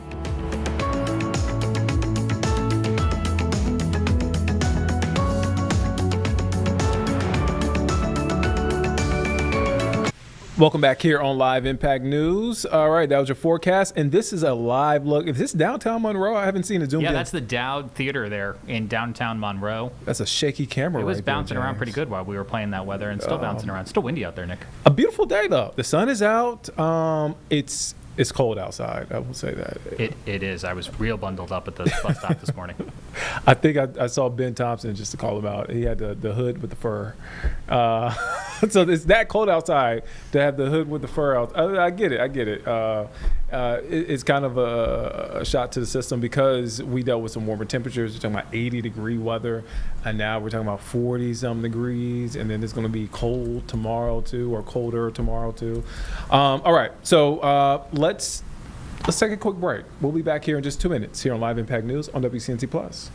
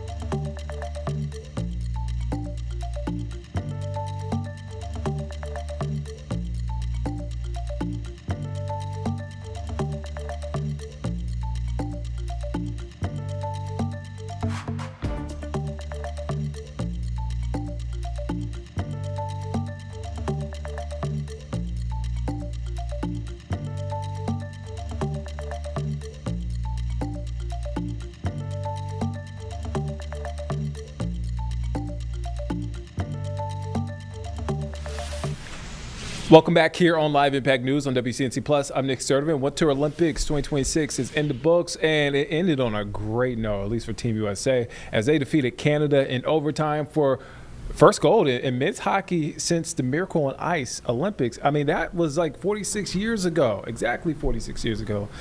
We believe this is their plan. We've been tracking this. NBC has been tracking this. The team's supposed to land in Miami because of that bad weather there in the Northeast. So we believe this is the plan. Again, exactly 46 years ago, after the Miracle on Ice Lake Placid Games, the U.S. men's hockey team brought home another Olympic gold medal. Now, Canada has sort of dominated ice hockey within recent years, but Team USA defeating Canada 2-1 in overtime on Sunday to secure their third gold medal in American history at the Olympics. So it was a great scene there, a great celebration there, as again Team USA ice hockey brings home gold, and they are returning. Again, we believe this is the plan that they are returning. And I think this is. I think we can kind of confirmed it that it is. This is a live look in Miami as Team USA arrives as champions there. They're playing right there, just landing. This is just certainly a plane ago. from Italy, Nick. So yeah, that would make sense. This is the state-owned flag-carrying airline of Italy. Yeah. I don't know how often they would otherwise have flights going to Miami. That's true. But again, proud moment there for Team USA hockey as they bring home that gold medal. All right. Do we want to stick with this as they land? We can put it in a box, and okay. Maybe we'll take a listen to what's happening in Los Angeles. Okay. Let's go to L.A. now. What's happening in L.A.? Can you fill us in, James? There's a news conference underway that involves both the sheriff's office and the police department. All right, let's take a listen here. About whether your kid should be online at all. Yes, sir. So, how do these followers communicate with each other aside from social media? Are there challenges investigating? Yeah, do you want to talk about how these guys talk to each other? The main way this group is communicating with one another is through these online platforms. So not your big platforms that we all know, but the lesser known ones. So Discord is one of the main ones, and it's a gaming platform. But that's how they're communicating with one another. That is what First Assistant Assailee is trying to get across. Parents, I'm sure you're not playing Call of Duty every night and on Discord and talking to your adult friends about these games and how awesome they are. You need to lean into what's going on in your kids' lives on these platforms. So there's dozens of these type of platforms. Are they also communicating on the encrypted WhatsApp, Telegram? Signal, WhatsApp, Telegram, they're using all of those. Okay, thank you. This question, I believe, is for Sheriff Luna. I think he commented on it. You mentioned that the parent, the mother, was a driving force in assisting to rescue her daughter. Can you describe some more on that? Other than to tell you, and it's been stated several times before, you need to be engaged, fully engaged with your children. And when this young lady ended up in a hospital room, the mother took it upon herself to start looking through her phone, which is something we recommend for all parents. And once she started looking through her phone, she started to find a lot of disturbing messages. That has been shown up here. So if she wouldn't have done this, that young lady today probably wouldn't be alive. So again, you talk about drunk driving, putting keys in your kids' hands. You've got to make sure, because every young child, and there's an argument about how old the child should be before you put a phone in their hand. You need to pay attention to who they're talking to and monitor it, or don't have it at all. I don't disagree with what's been said up here that maybe kids under a certain age shouldn't have access to social media. It is having a negative impact on children that we are presenting to you, and this is the reason we're up here in front of all of you. If this is a strong message to all the parents that you need to make sure you understand what your children are doing, nothing would. The only thing more tragic would be is if we were reporting her death. But thank God, because of the heroic work, we were on top of it. We saved this young lady's life. We don't want to have to do that over and over again. Parents, you need to help us out here. You need to do your jobs. Thank you. All right. Did you want to say anything? No, good. All right. With that, thank you very much. Okay, the press release is out. There's a copy of the complaint attached to it. If you need a copy of the complaint, ask me. Yes, sir. For the camera people, we will turn off the lights here so you can get a, you know, it won't get as much glare. So we're happy to help. All right, so that is a press conference there from LA. Okay, all right, so let's switch gears. We want to go back to weather. Northeast getting pounded by snow, blizzard conditions. I'm reading here 40 million plus people under blizzard warnings across the Northeast. Let's check in with CNN with a look at the conditions there in Manhattan. Across the Northeast, more than 650,000 customers are without power because of this winter storm. Here in the streets of New York City, mostly clear of traffic. Meanwhile, Central Park is packed with people enjoying the weather. From New York City, the mixture of this kind of snow with this kind of wind is something that can lead to a lot of danger on our streets and our roads. To Philadelphia and Boston. This is a very serious storm that has the potential to be a historic nor'easter. Monday morning, more than 40 million people across the Northeast under blizzard warnings for the combination of intense snowfall rates and damaging winds from the bomb cyclone. The dangerous whiteout conditions not only prompting school districts across the Northeast to cancel in-person classes, but air travel is also expected to be brought to a halt for some of the nation's busiest airports. More than 5,000 flights have already been canceled in the U.S. Monday, according to FlightAware. We got on the actual plane.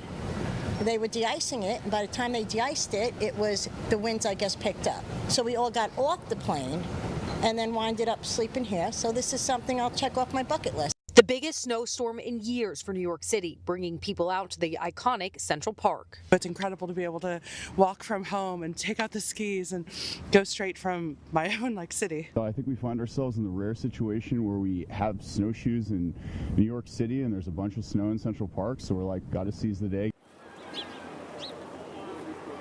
More than 15 inches of snow has fallen here in Central Park, not far away on Long Island. More than 2 feet of snow has fallen there. We're looking forward to this snowstorm moving out of our area by earlier this afternoon. Live in Central Park, I'm Lee Waldman. All right, and we're going to get an update, a live update from me? From you. In Long Island, is that where we're going with this? We have a person in Long Island with an update on the conditions there. They're getting a lot of snow, and we now have an update on totals and new video into our studio. So much stuff. James, fill us in. Yeah. So let me show you this video first, Nick. Okay. This is my parents' house. Take note of the squirrel in the bottom left. This is New York's Long Island, as we just heard in that report. A very confused squirrel here at my parents' house this morning, trying to find, I don't know, where he buried the nuts or something. But he gives up and he kind of runs back towards the shelter of the garage. Brad Panovich just sent us some updated Northeast snow totals. Where this camera is located, 28.8 inches of snow and counting. And that's not even the biggest snow total from the Northeast. Right now, Rhode Island is coming in with 32.8 inches of snow and counting. That is insane, Nick. James, we got 11 inches here a few weeks ago. That's right. About a month ago. Pales in comparison to what they're dealing with in the Northeast. I was like, man, that's a lot of snow, but that is a lot of snow right there. It's a lot of snow, and the other factor is winds. We have been seeing hurricane-force wind gusts, which is what, by definition, makes it a blizzard. A blizzard, by definition, has nothing to do with how much or how little snow you get. It's that snow blowing around. So my Aunt Joan is up there on the island, not too far from where that last camera was, and I think this video she sent me shows you some of the gusty winds. Let's roll this here real fast. James, this is probably the video you want. This is where the wind is really picking up. It's blowing snow. It's not actually snowing, but the wind is absolutely picking up. I'm trying to make it across the yard to knock some snow off some of the bushes to try and save them before their branches break and before the wind gets any stronger. Over and out. I like the over and the out. Shout out to Ann Joan. Braving the snow. For content for us, thank you, and a live look for us. And you have another. This is just video that she shot of the overnight, but you can see the snow blowing around. You see the street light there at the distance. You can just kind of see how windy it was, and this was a couple hours ago. Come on, let's play that again. There it goes. She mentioned we got lots of reports of branches and trees down across the island right now, Long Island up there. Sheesh. Yeah. We complain about it being cold here, but it definitely is much colder there. All right, let's take a quick break. We'll be back here in just 2 minutes here on Live Impact News on WCNC Plus.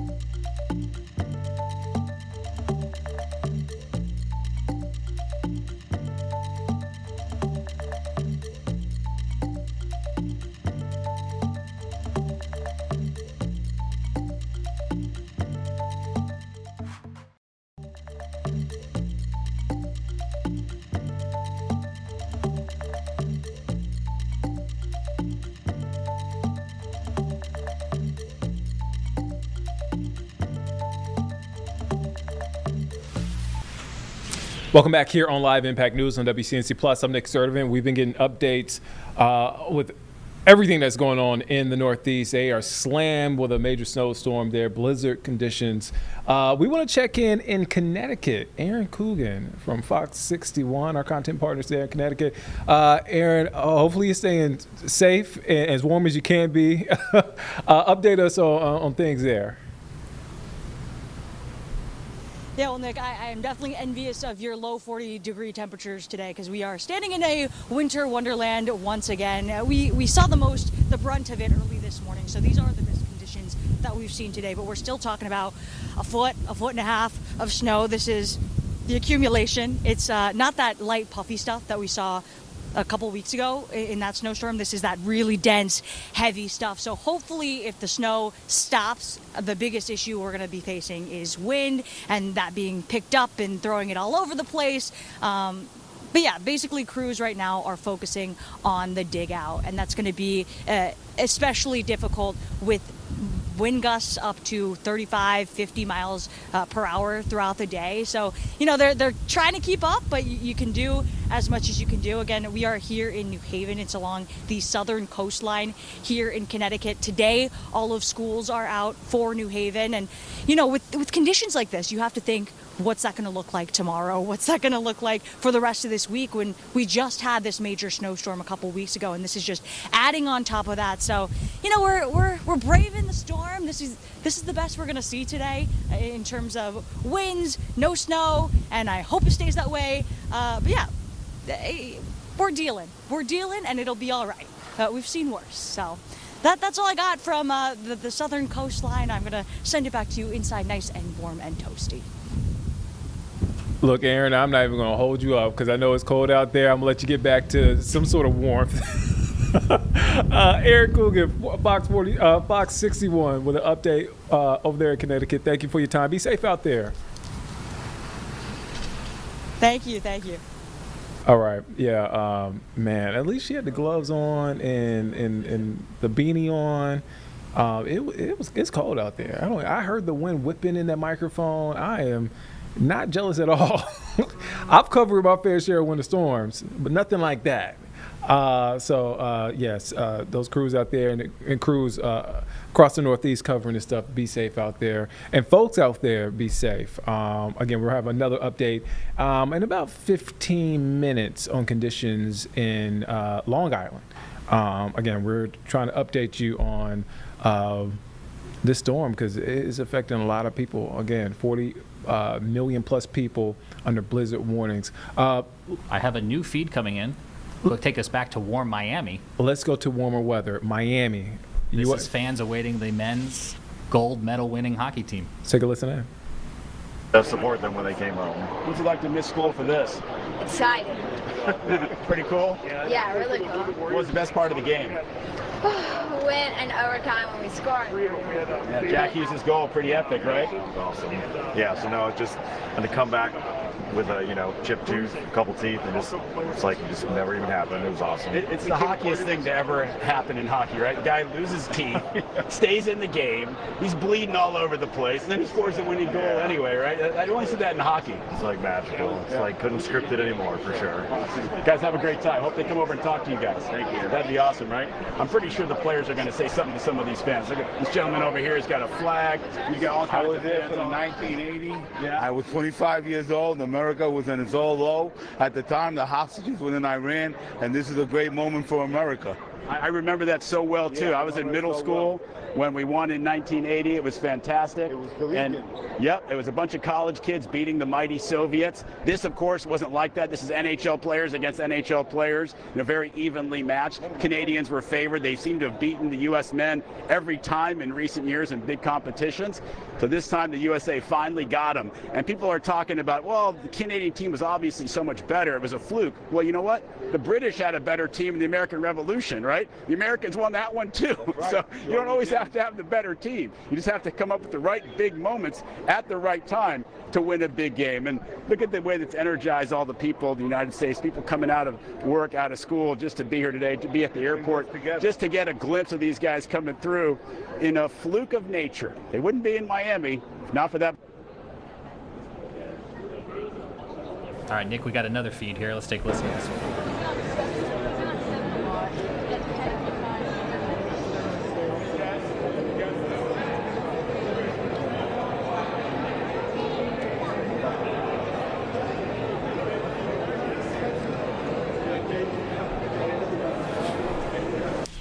So yeah, we're hearing from fans there.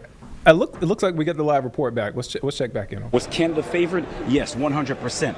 But U.S. was right there. Everybody kind of knew this was going to set it up this way, that was going to be Canada versus the U.S. Obviously, Finland had a really good shot. 3 Panthers were on the Finnish team as well. But at the end of the day, I think this is what everyone wanted on the Olympic stage, Canada versus U.S. And obviously the 4 nations, that was a big tournament that the United States lost to Canada. So I think the United States really wanted this one, especially on this big stage, to knock them off. And that's 4 years now of bragging rights of beating Canada. So I definitely know the USA wanted this one.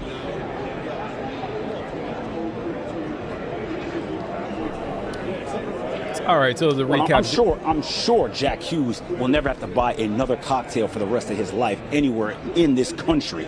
I'm just letting you know that right now.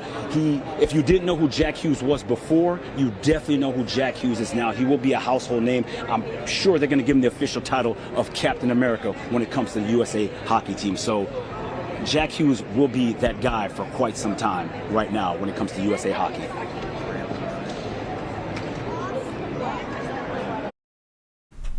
What guy? That guy, Jack Hughes. All right, that is just a live look as we look at fans and hear from fans celebrating Team USA men's ice hockey winning the gold against Canada. I saw law enforcement officials hold up a 4. I didn't know that meant 4 minutes until they arrived. I don't know. I was just kind of guessing. Do we want to check? It looks like we have another reporter there. Do we want? She appeared briefly on our feed here and then disappeared. Again. Okay, so okay. We're back to looking at fans. But again, maybe we'll sneak in a break, and maybe on the other side of this break, the team will be out greeting fans. Maybe. Let's take a quick break. We'll be back here in just 2 minutes here on Live Impact News on WCNC Plus.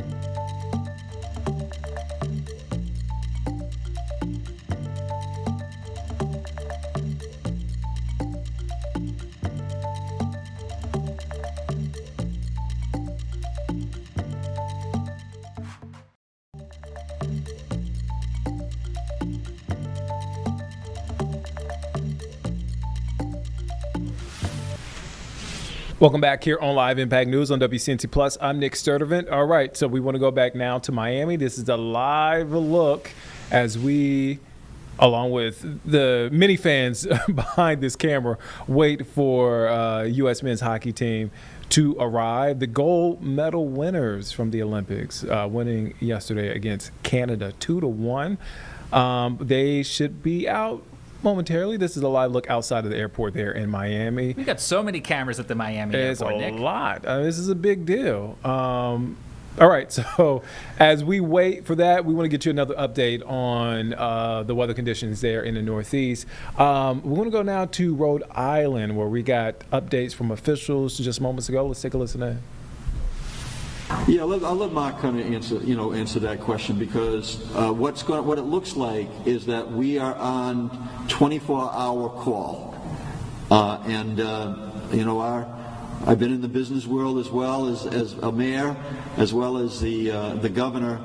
This is 24 hours. Service awaits your call. We are going to do everything we can to make sure that when we reopen safely. But Mark, maybe you can just kind of give an example of what the work that you're doing.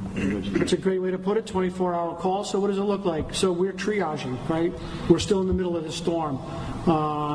Communities are pretty severely impacted. Just got off the call with South Kingstown. They're experiencing issues like I just articulated: plow stuck, EMS, police, and so we're going to go back to work and we're going to try to help South Kingston out. We've got issues all over the state.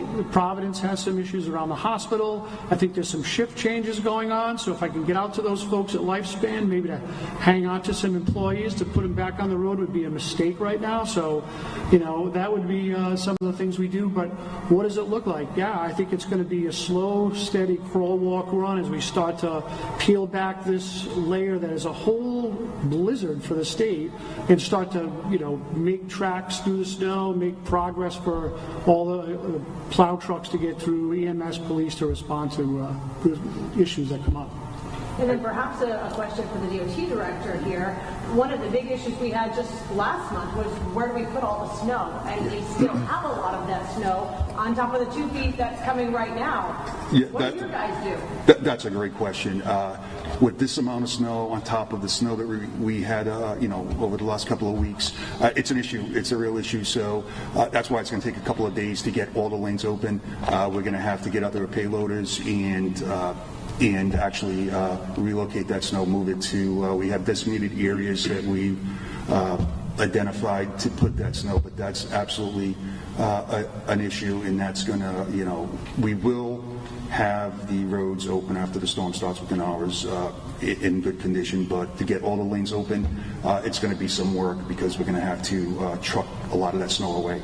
And you talked about a lot of the obstacles when you spoke a few moments ago, down tree limbs and heavy wind, abandoned vehicles. Yeah, there's a lot. That's not typical that they have to deal with when they're out on the road. No, this is not a typical snowstorm. This is a blizzard, and I went outside for 5 minutes. I came back in snow covered. This is a real deal. The wind, even our traffic cameras that snowed over, our traffic signals are out because the wires are down.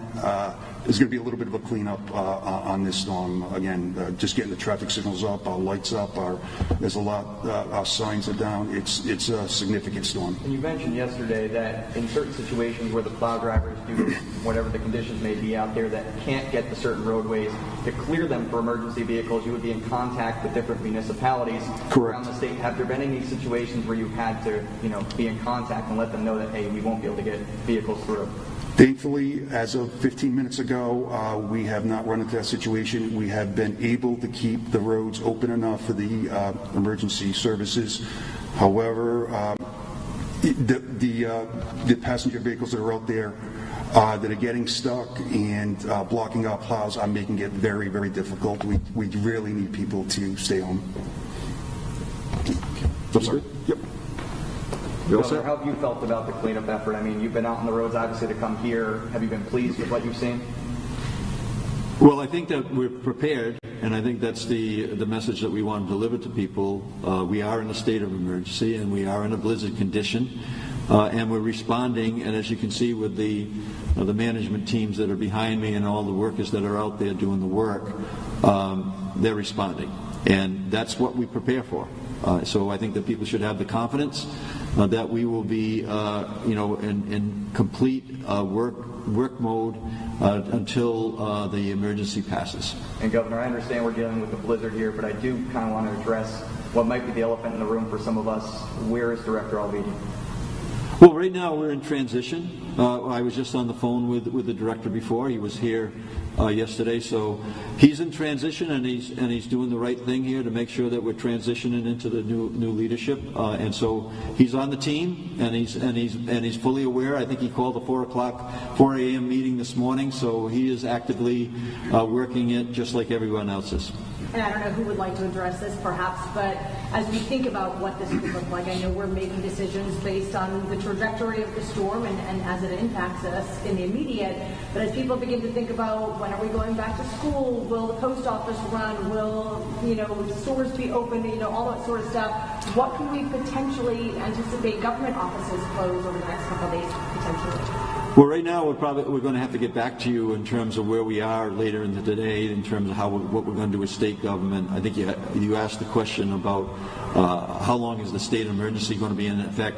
Right now, it's in effect, and until it isn't, we will make sure that if we're still in a state of emergency, then we're going to make sure that the schools are closed and and the state government is closed. And that's where we are right now. But I think those things could change as the day goes on. Let's see where we are, later in the day. I'm not sure when we're going to actually gather together again, but I'm sure we'll get together before the end of the afternoon. One last question, actually, if we could get one for Rhode Island Energy here. Yes. I know you mentioned earlier about certain residents are going to be impacted more than others.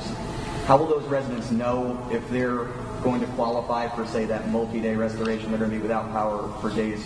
How will you be letting them know? Yep. So as of right now, we don't have any estimated restoration times other than we expect it to be a multi-day event because we don't have a full sense of what the damage is.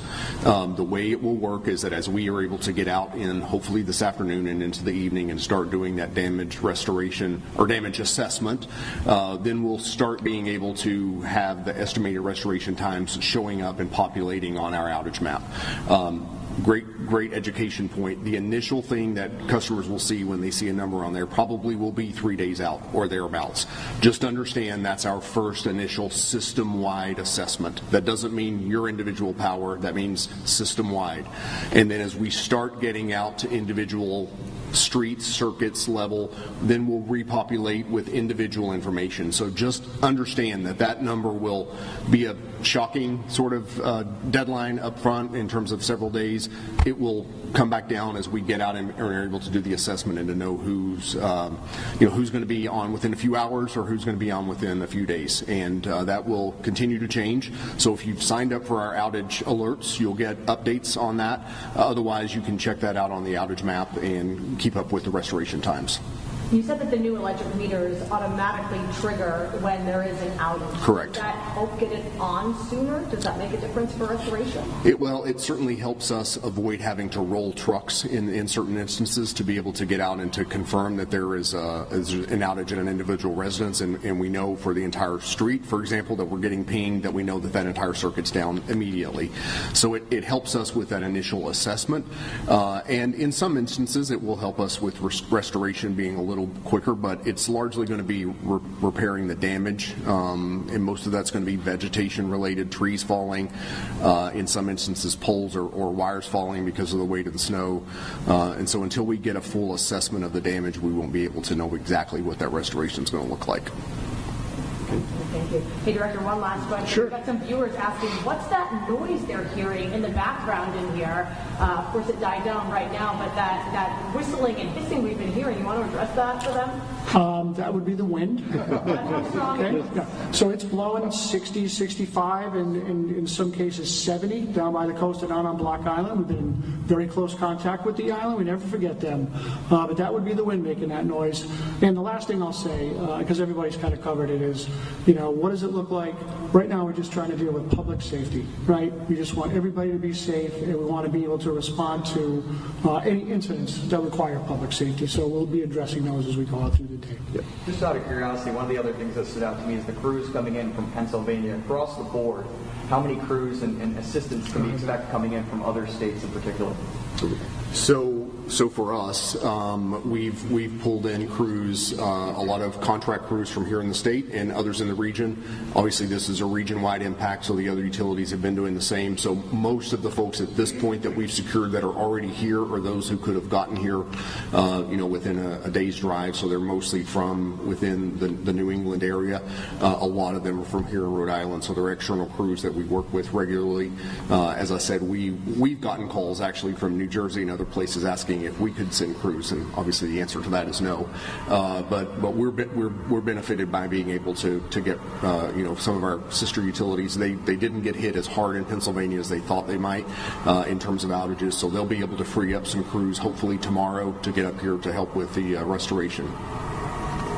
We're good. Thank you, everybody, and thanks for the media coverage today. Very important information that we just shared. Let's stay safe, and let's make sure that we cooperate in a way that keeps all our families safe out there. Thank you.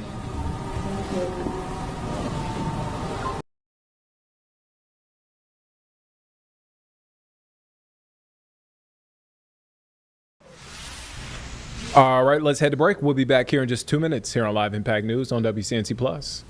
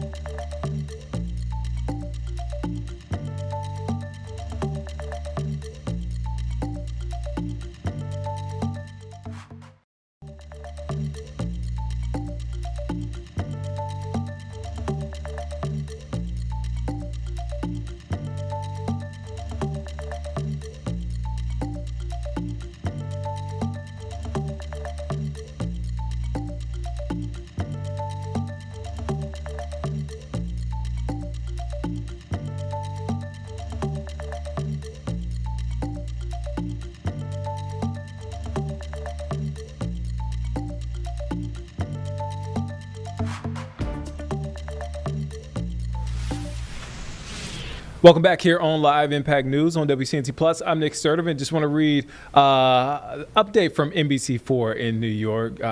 Again, just I don't want to call it terrible conditions, but yeah, pretty bad conditions there. Snowstorm there in New York. Actually, a blizzard warning is in effect for all 5 boroughs of New York City, Long Island, and much of New Jersey.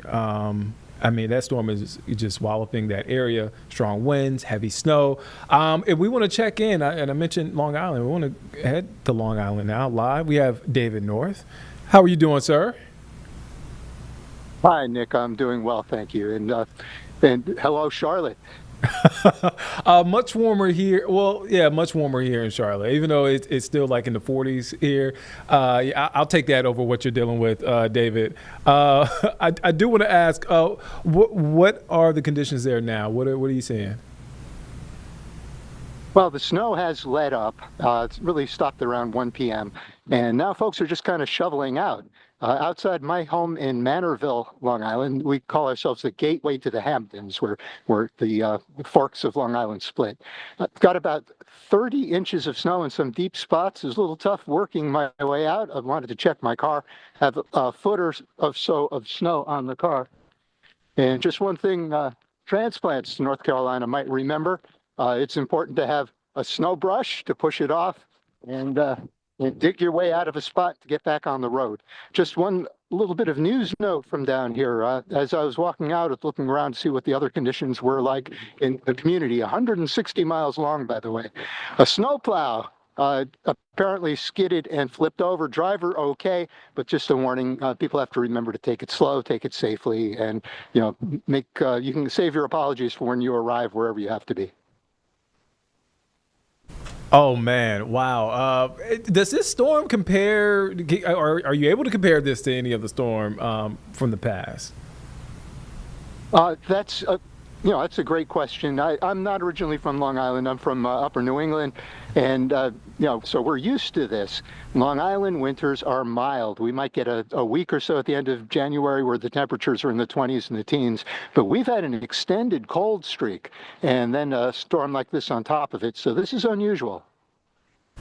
Oh man, yeah. I'm looking at some video now of folks that are just trying to dig their way out of some of the snow as it comes down. David, have you dealt with any power outages? I know you mentioned the truck that flipped over. Are your neighbors good? Are you good as far as power?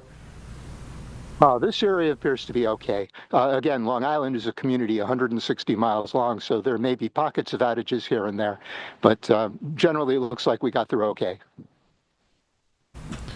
James has a question. Your good buddy James has a question for you. He's putting me on. I'm so happy to be back in touch with James. We work together in radio. You see, both of us look better on the radio. This is so true. This is so true. But it's fun, David, to hear from you and that they let us dabble here on the stream so that we can talk to each other. You are working in education now, so you've got an insight onto, I think, the school situation. What are schools like today? What are they planning for the rest of the week? Oh, well, the school district that I work for in eastern central Long Island is closed for the day, and I just got the word that we have another snow day off tomorrow, so that's kind of unusual for the kids. They'll get to get out and play. But I will say this, it's a perspective I hadn't had from news, James, when I worked with you, is that the school districts have buses and schools from neighborhoods throughout their district. It's like a military operation to get the kids where they're going safely. So much respect for the people who drive the buses, man the plows, and keep the facilities clear. I really just had only a clue of how much work they do and how much responsibility they have. So they'll probably appreciate a snow day off too. Kids, hope they can find a sandbar, so it's tough to find a place to go sledding. It's pretty flat and level, but maybe tomorrow there'll be a lot of happy faces out there. I hope so. Those are always the best memories of having an actual snow day. Nick, this is actually a live shot in my hometown. Oh, man. This is Route 347 and Route 111 for anyone who happens to be from the area. As David mentioned, we got lots of transplants here, but 28 inches of snow so far and counting. And, I mean, David, are you happy to be on this side of things and not the news side of things? I mean, we still peer pressured you to go outside and stand in the cold. So, Well, as I was telling you, James, Nick, James and I do go way back. It's good to be back in touch again. I give this a lot of thought. I miss it. I miss the excitement. I miss the rewarding feeling of sharing information the way you do. But I have to admit, I felt like a 8-year-old boy again when I heard we had a snow day. So, I do miss the rewarding feeling of sharing the information that people need. And I just have so much respect and admiration for you folks who work your way through the storms that North Carolina has been experiencing lately. Oh, man. No, we appreciate you for taking time to do this outside. David, go warm up, man. Go back inside. Hot chocolate. Hot chocolate. I'm a hot cider guy, but I'll take you up on the hot chocolate. Fair enough. David North there in Long Island, man. Thank you again. My pleasure, guys. Be well. All right, let's take a quick break there. We'll be back here in just 2 minutes here on Live Impact News on WCNC Plus.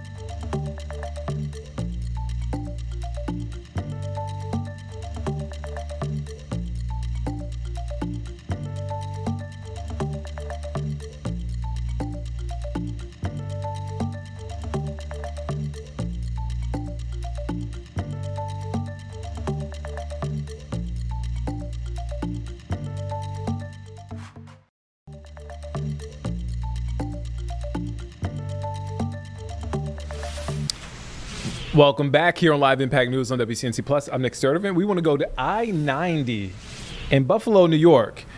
This is, I guess I'm saying this right, Carlene, Blasdale exit. That's a cow there. I believe authorities have been able to wrangle it. It seems like, I'll be honest, we've been watching this for a couple minutes now. It seems like this cow is just going back and forth.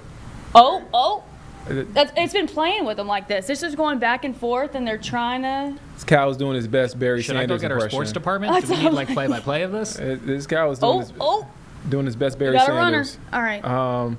This is in like the South Buffalo. This is like Lackawanna-ish area, if people are familiar with it. I-90 is a huge interstate there, so this is a major backup.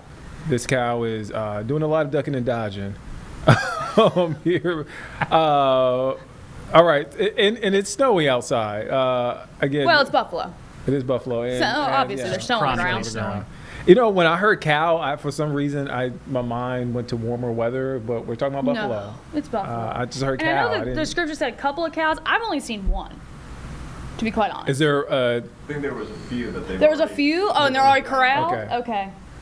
So we got the lone, the lone cow. There might be a trailer on the right side. We're trying to figure that out too, because I don't know where this cattle truck is, to be quite honest. Is that it on the right? I think it's in the right side of the screen. The left lane, but the right side of the screen.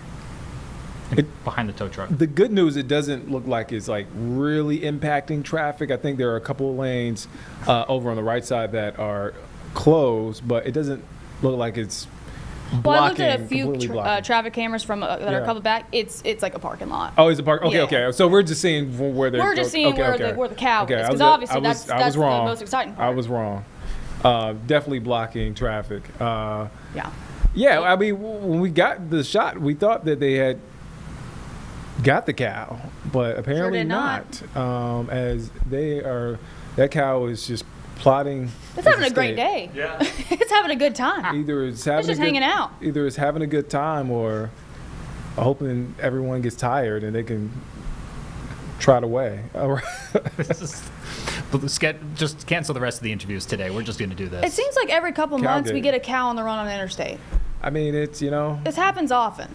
when you transport More often cows, than you think. when you transport cows on the interstate, there is a chance. There is a chance. All right. So again, this is I-90 in Buffalo, New York. We will continue to keep an eye on Cowgate, for lack of a better term.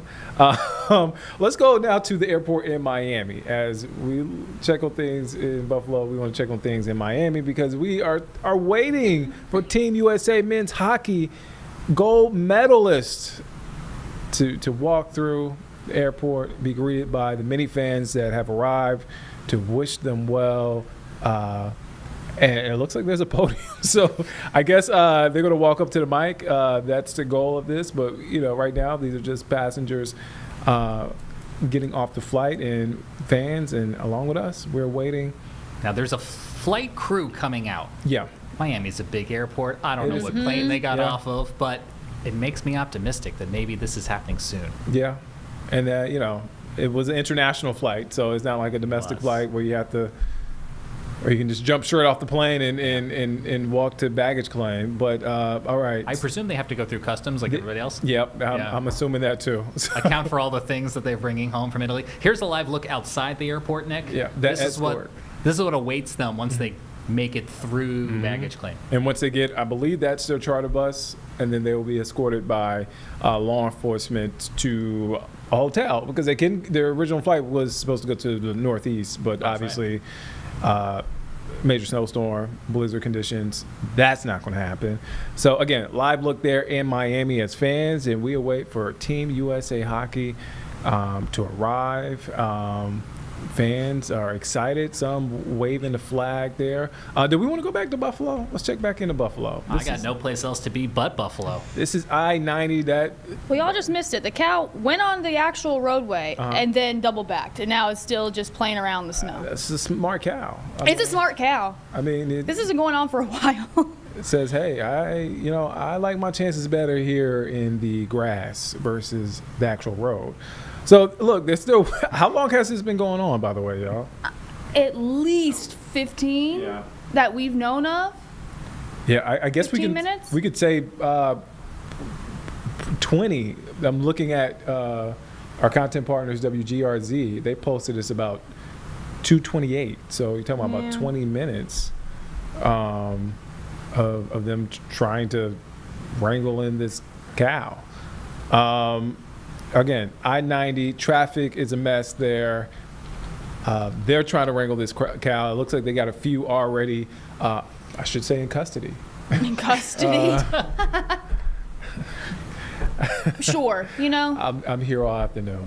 All right, let's take a quick break. We're going to take a quick break as we keep an eye on Buffalo and Miami. We'll be back here in just 2 minutes here on Live Impact News on WCNC Plus.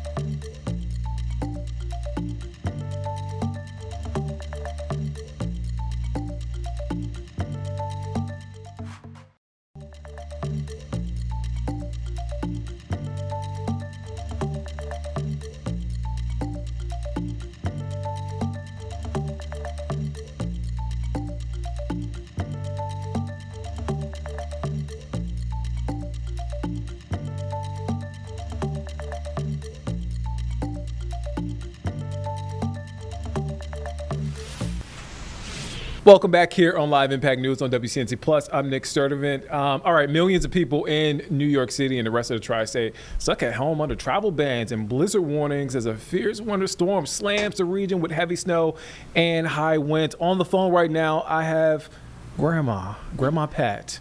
How are you doing, Grandma? I am doing very well, thank you. I cannot complain. I want to point out James's grandma. All of our grandmas at this point. So how are you doing? What are things like where you're because you're on Long Island, right? Yes, that's correct. What are the conditions like out there? Well, we are very fortunate, James. Our street has been cleared by the Smithtown Highway Department so beautifully that we don't have to worry. If we had to get out, we could. And we've been fortunate that each of us here in our homes have a way of getting, I'll show you, it's very high snow, getting it cleared so that if we had to get out, we could. So what that does, it gives you peace of mind. And I have the security of one of my daughters being here so that I have company. So I honestly feel good. I think we have all listened and tried to follow instructions, and it was beautiful to watch, and I hope it disappears as quickly as it came. But well, we're up to 32 now today, so I guess we're having a heat wave. But anyway, it really it's much better than I thought it would be. And as I said, I cannot complain because everything is good. I hope everyone else out there could say the same thing. We have power, which is a gift at this point, because without that, you're lost. And I hope someday homes come with generators included. Of course, it will up the price, but I think in this area, or the Long Island area in general, it would be like giving you heat, because when this happens, everything falls.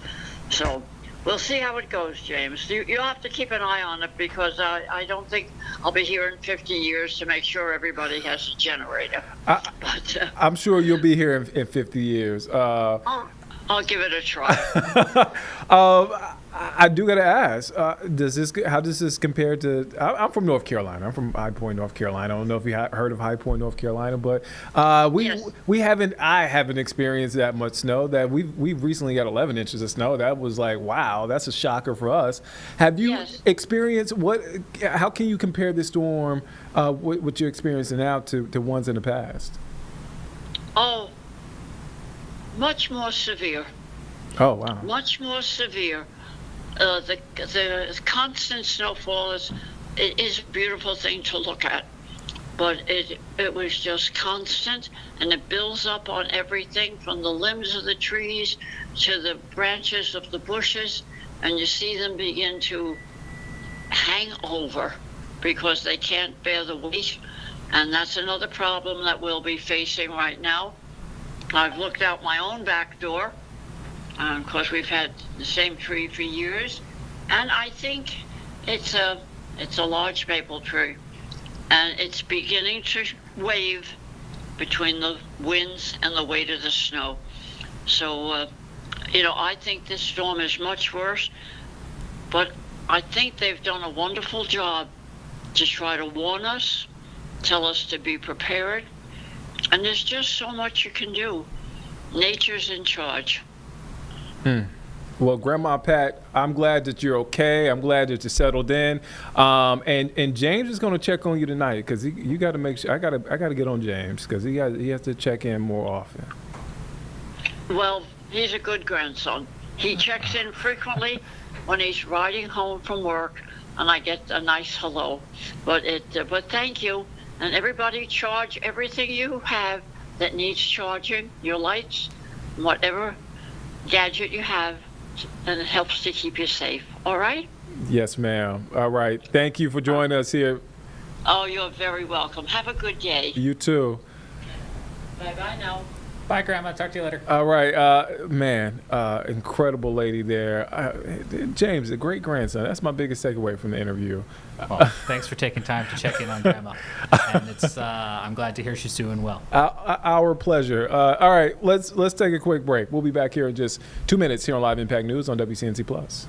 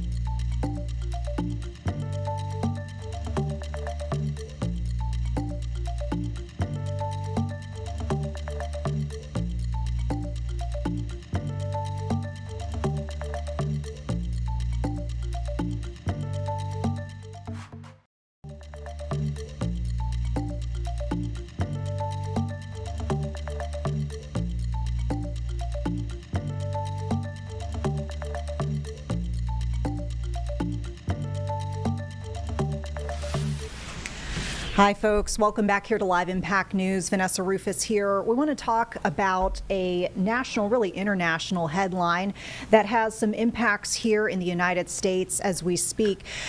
We've been talking in depth here with this major operation involving the capture of the leader of the powerful Jalisco New Generation cartel known as El Mencho. And now we have a situation underway in which we've got, for example, U.S. citizens or folks who are, have U.S. ties being told to shelter in place in Mexico as there is fear of retaliation and what sort of impacts there could be in the fallout of this operation. We wanted to talk about this more in depth, and for that we want to get to Professor Alexander Avina, who is with Arizona State University. And we understand, Professor, that you're actually writing a book about the history of these drug cartels and the drug war in Mexico. So you've got a wealth of information about this topic. We appreciate you joining us here on Live Impact. No, thank you so much for having me. So I guess as somebody who is a student of the history here, who has a very intimate knowledge of the dynamics at play, what would you want folks to know first and foremost about how we got to this moment in time, and how important is this situation as it stands right now with the consequences that could come here on out following this operation?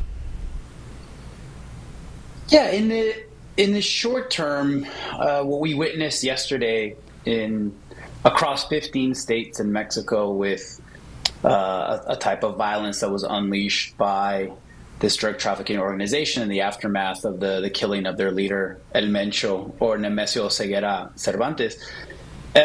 This is not unprecedented.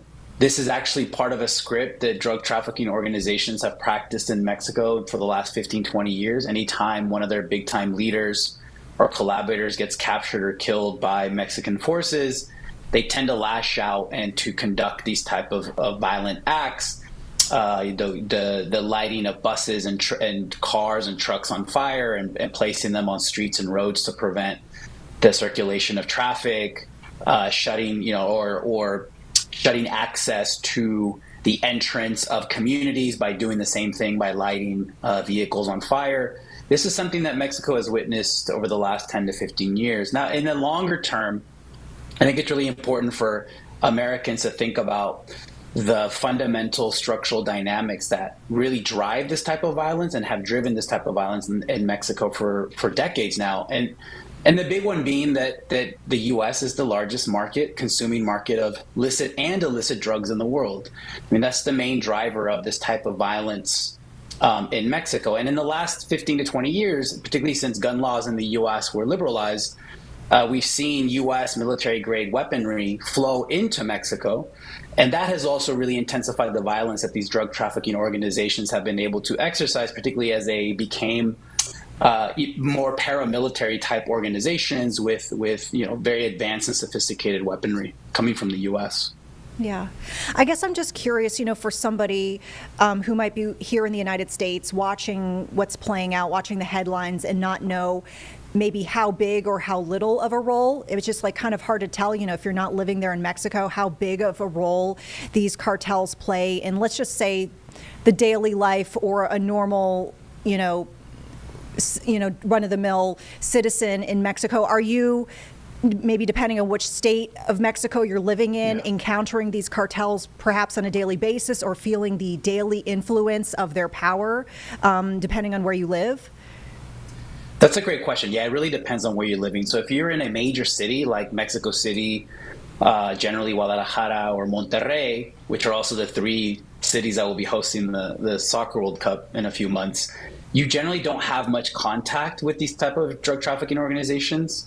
Really, it's the people in the provinces, in certain localities located next to areas of narcotics production, or if they're located near drug smuggling routes, or if they're located near seaports. I mean, those are the folks who have to deal with this type of violence on an everyday, quotidian level that generally doesn't get reported, right? I think one of the reasons why we had such widespread coverage of the violence that we witnessed yesterday, one was because this leader was the head of the most powerful drug trafficking organization in Mexico and likely in the Americas. And also because of the scale of the violence that his allies were able to enact in the aftermath of his killing. But in large parts of Mexico, particularly in the countryside, people have managed to accommodate themselves with low simmering forms of violence that happen to them on an everyday level. I've worked as an expert witness on asylum cases, and I've read, really horrific cases of people, the type of violence that people have faced. But again, because this type of violence happens far away from major cities and it's more or less isolated, that we generally don't get insight into the type of dynamics that fuel those violences in the first place. Now, I mean, you mentioned that this has been underway for several years at this point, and I'm actually, hearkening back to, I want to say it was about 3 years ago. I feel like here in the Carolinas, this type of topic was last on our radar personally, because we actually had a group of 4 people from South Carolina who crossed over the border, and I understand one of the people in this group was there to try to get some sort of medical care that she wouldn't have been able to get here in the U.S. And they were actually fired upon and kidnapped by a different cartel than the one we're talking about here. But 2 of the people died and the other 2 were held captive until this cartel realized that they weren't with a rival cartel, because they had assumed that they were from a rival cartel. Yeah. And eventually the 2 people who did survive the attack were able to come back here to the U.S. But it just makes me think about how sometimes, if you don't understand, where specifically you're crossing into, the dynamics, how you could potentially get caught up in a situation that's a lot more serious than one might expect. And I also think about, too, just the dynamics between the cartels. I mean, do you know ballpark-ish of how many cartels are, operating in Mexico? What is the dynamic between them? And what sort of impacts do the interactions between these cartels have on other people who might not be involved with this type of, activity to begin with? Yeah, I mean, I think there's at least 2 or 3 national level drug trafficking organizations, one of which the CJNG, the organization that El Mencho was ahead of, is probably the most powerful one.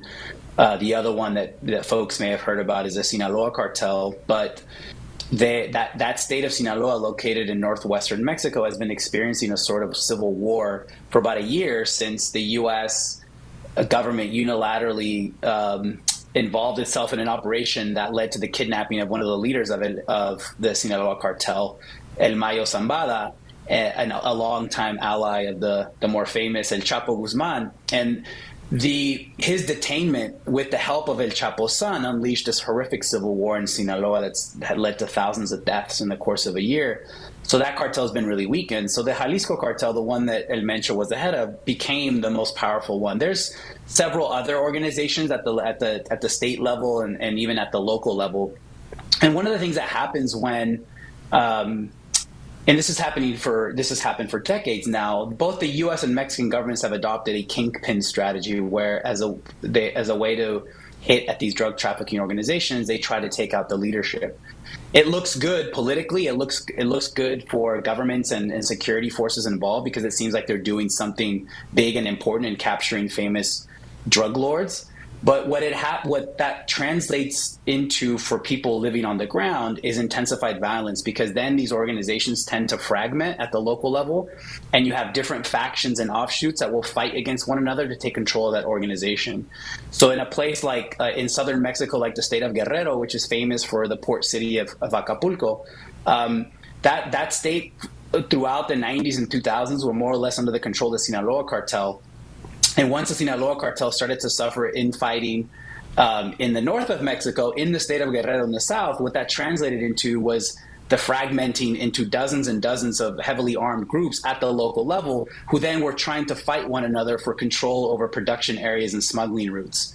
But it really depends on geography, which part of Mexico we're talking about when we think about areas of risk or areas of danger. One of the things that also stood out yesterday was the fact that Puerto Vallarta suffered some violence. And generally in Mexico, those tourist cities and tourist zones are heavily defended and heavily guarded by the Mexican government, because they're one of the main sources of revenue for the government. So the fact that there was bloqueos, or those street blockages with the lighting of on fire of buses and cars. That kind of violence and spectacle generally we do not see in tourist beach areas like in Puerto Vallarta.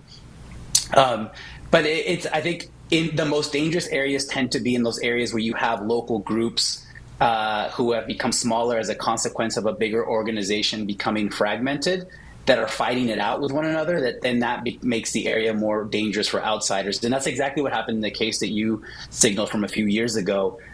Those American citizens went into the state of Tamaulipas, and Tamaulipas has been a fragmented zone between different drug trafficking organizations for several years now, and these poor U.S. citizens happened to step into a situation that they did not know about. Yeah. I think you kind of touched on this, just now with your response in part, but I was wondering as well, I guess maybe to dive in deeper, I'd seen some reporting where folks who had loved ones who died specifically because of fentanyl trafficking, from Mexico, and they were remarking on, this operation that just happened and whether they think this was a good thing. And it was kind of split in the sense that I think in general, some folks were like, yeah, this is great. I'm glad we're talking about this. I'm glad we're trying to do something. But in that same breath, also saying, I fully believe it just opens the door for someone else to rise into power. And I know you talked about splintering of groups and how there would probably be some infighting. Do you expect that this group could, based on what we know about how, these groups operate, continue on, that you have someone who might be maybe next in line who steps up and takes leadership? And if so, what do you think it would actually take to fully eliminate a group that has so many roots and fingers in so many different places and areas? Yeah, that's what that remains to be seen in the near term. We're going to see how hierarchically organized the CJNG is, right? So if they have a successor in place, and if they have a successor in place who can kind of control the different factions that collectively constitute this drug trafficking organization. These drug trafficking organizations are generally not, they're not a solidified, vertically organized, hierarchically structured centralized group. Like generally they involve some sort of alliances and negotiation at the local level with groups that they've brought in under the fold. So this is one of the reasons why we sometimes get fragmentation and violence in the aftermath of a leader being killed.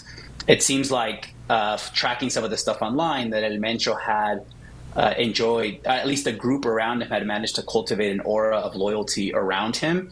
But we'll see if a successor is in place and whether the successor can kind of wield hegemonic control over the machinery of this drug trafficking organization that sometimes looks more like a loose coalition of groups working together.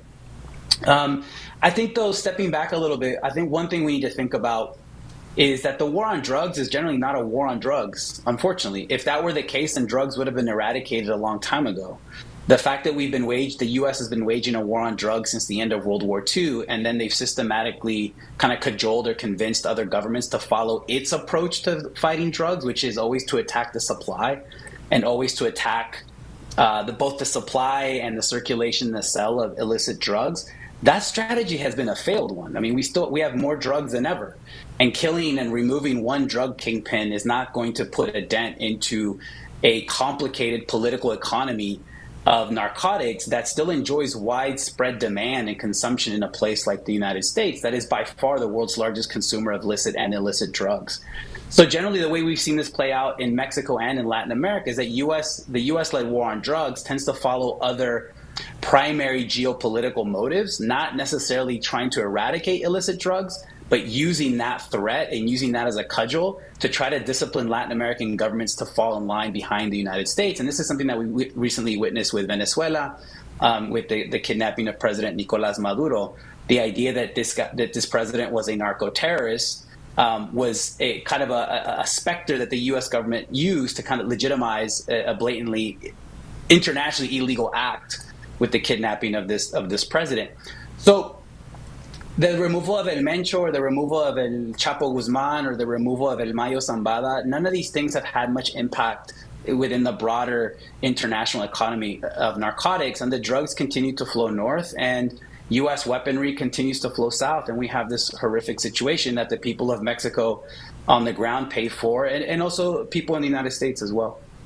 And I'm curious, to dive in deeper with the work that you're working on too, because I feel like there is a lot of interest, not only in this specific topic, but I think in general there is a bit of a curiosity about, the underworld, if you will, even if you think about, all of the movies and literature we have about the mafia or the mob, here in the United States.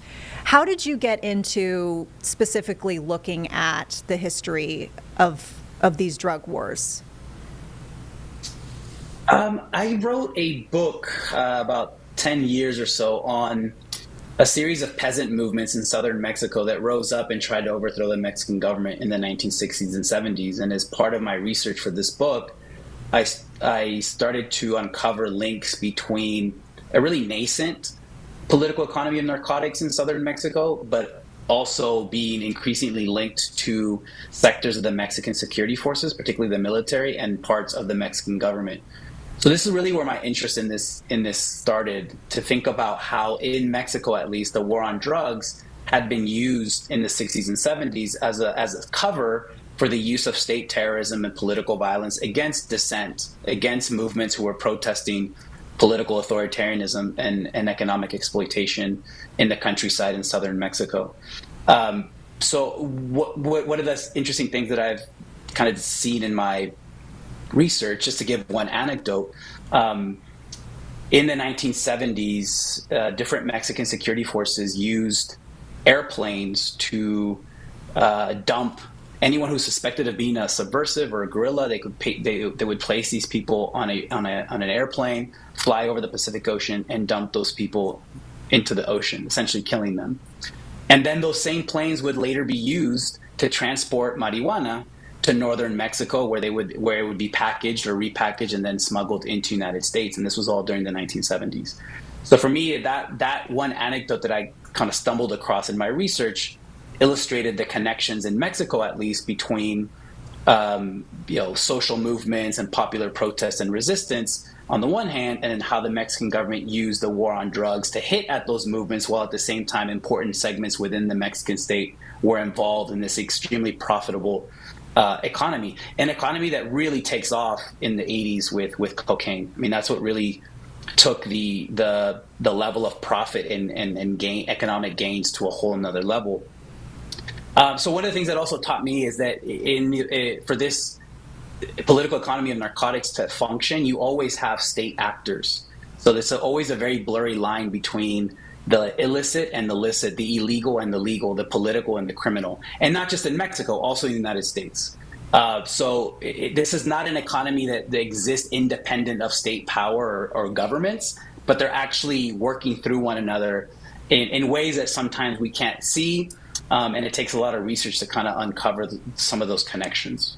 Yeah, it's super, super interesting. I'm just curious too, if like throughout the course of your studies and research, whether you find that there are certain, economic or political factors or historical factors with, a nation or a country that might, make it more susceptible to this type of activity flourishing, or, there's like, something that makes, in some cases, maybe folks more likely to be open to exploitation, to be involved in some of these activities?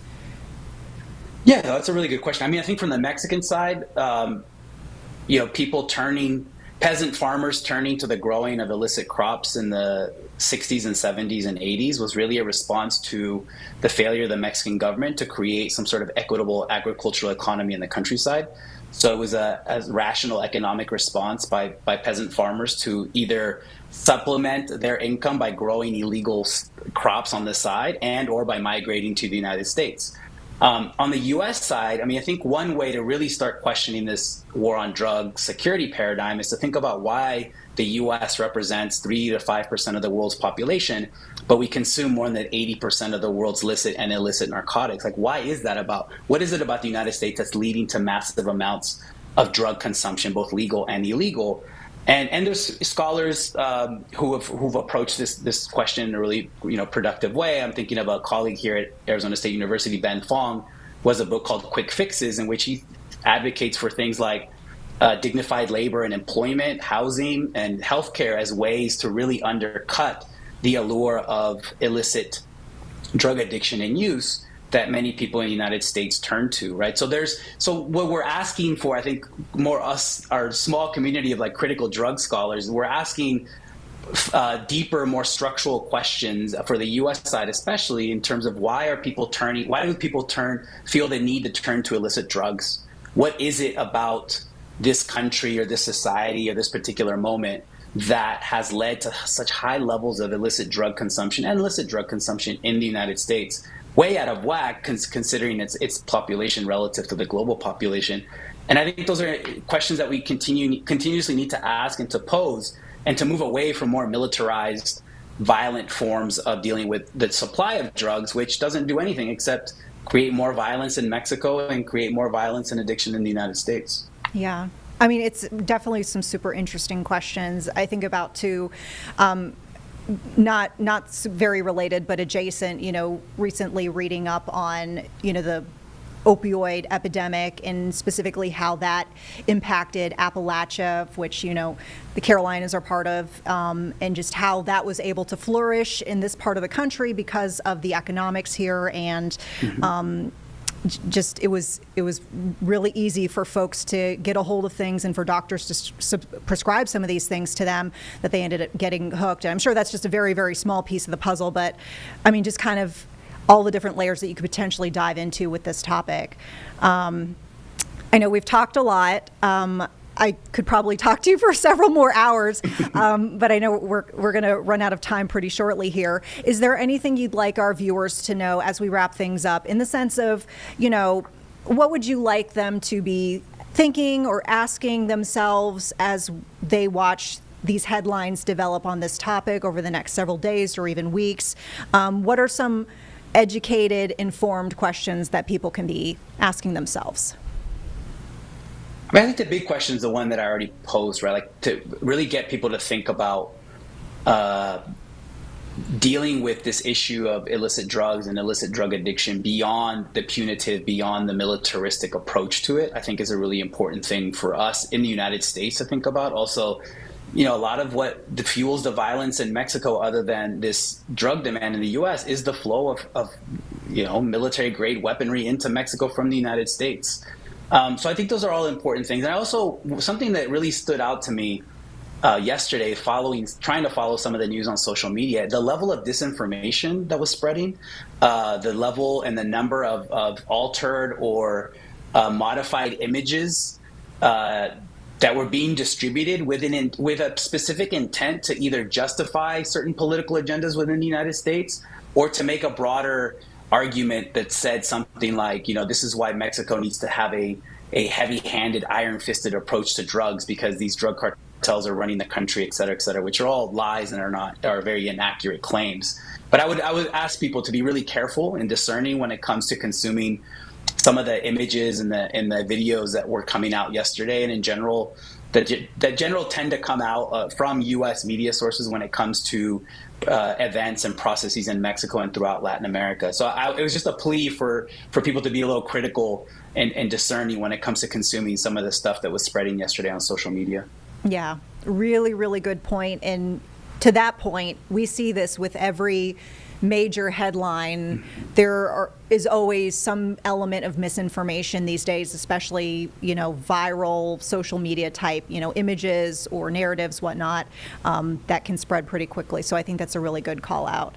I think that's going to do it for us here. Professor, thank you so much. This was such an informative conversation, and we hope that you come back here on Live Impact and dive deeper if you ever have some time and we see maybe a new development of this case. Yeah, I'd be happy to. Thank you so much for having me. Thank you. Awesome. Thank you. All right, folks, let's go ahead and take a quick break here. We'll be back in 2 minutes with more on the other side. Thanks for watching Live Impact.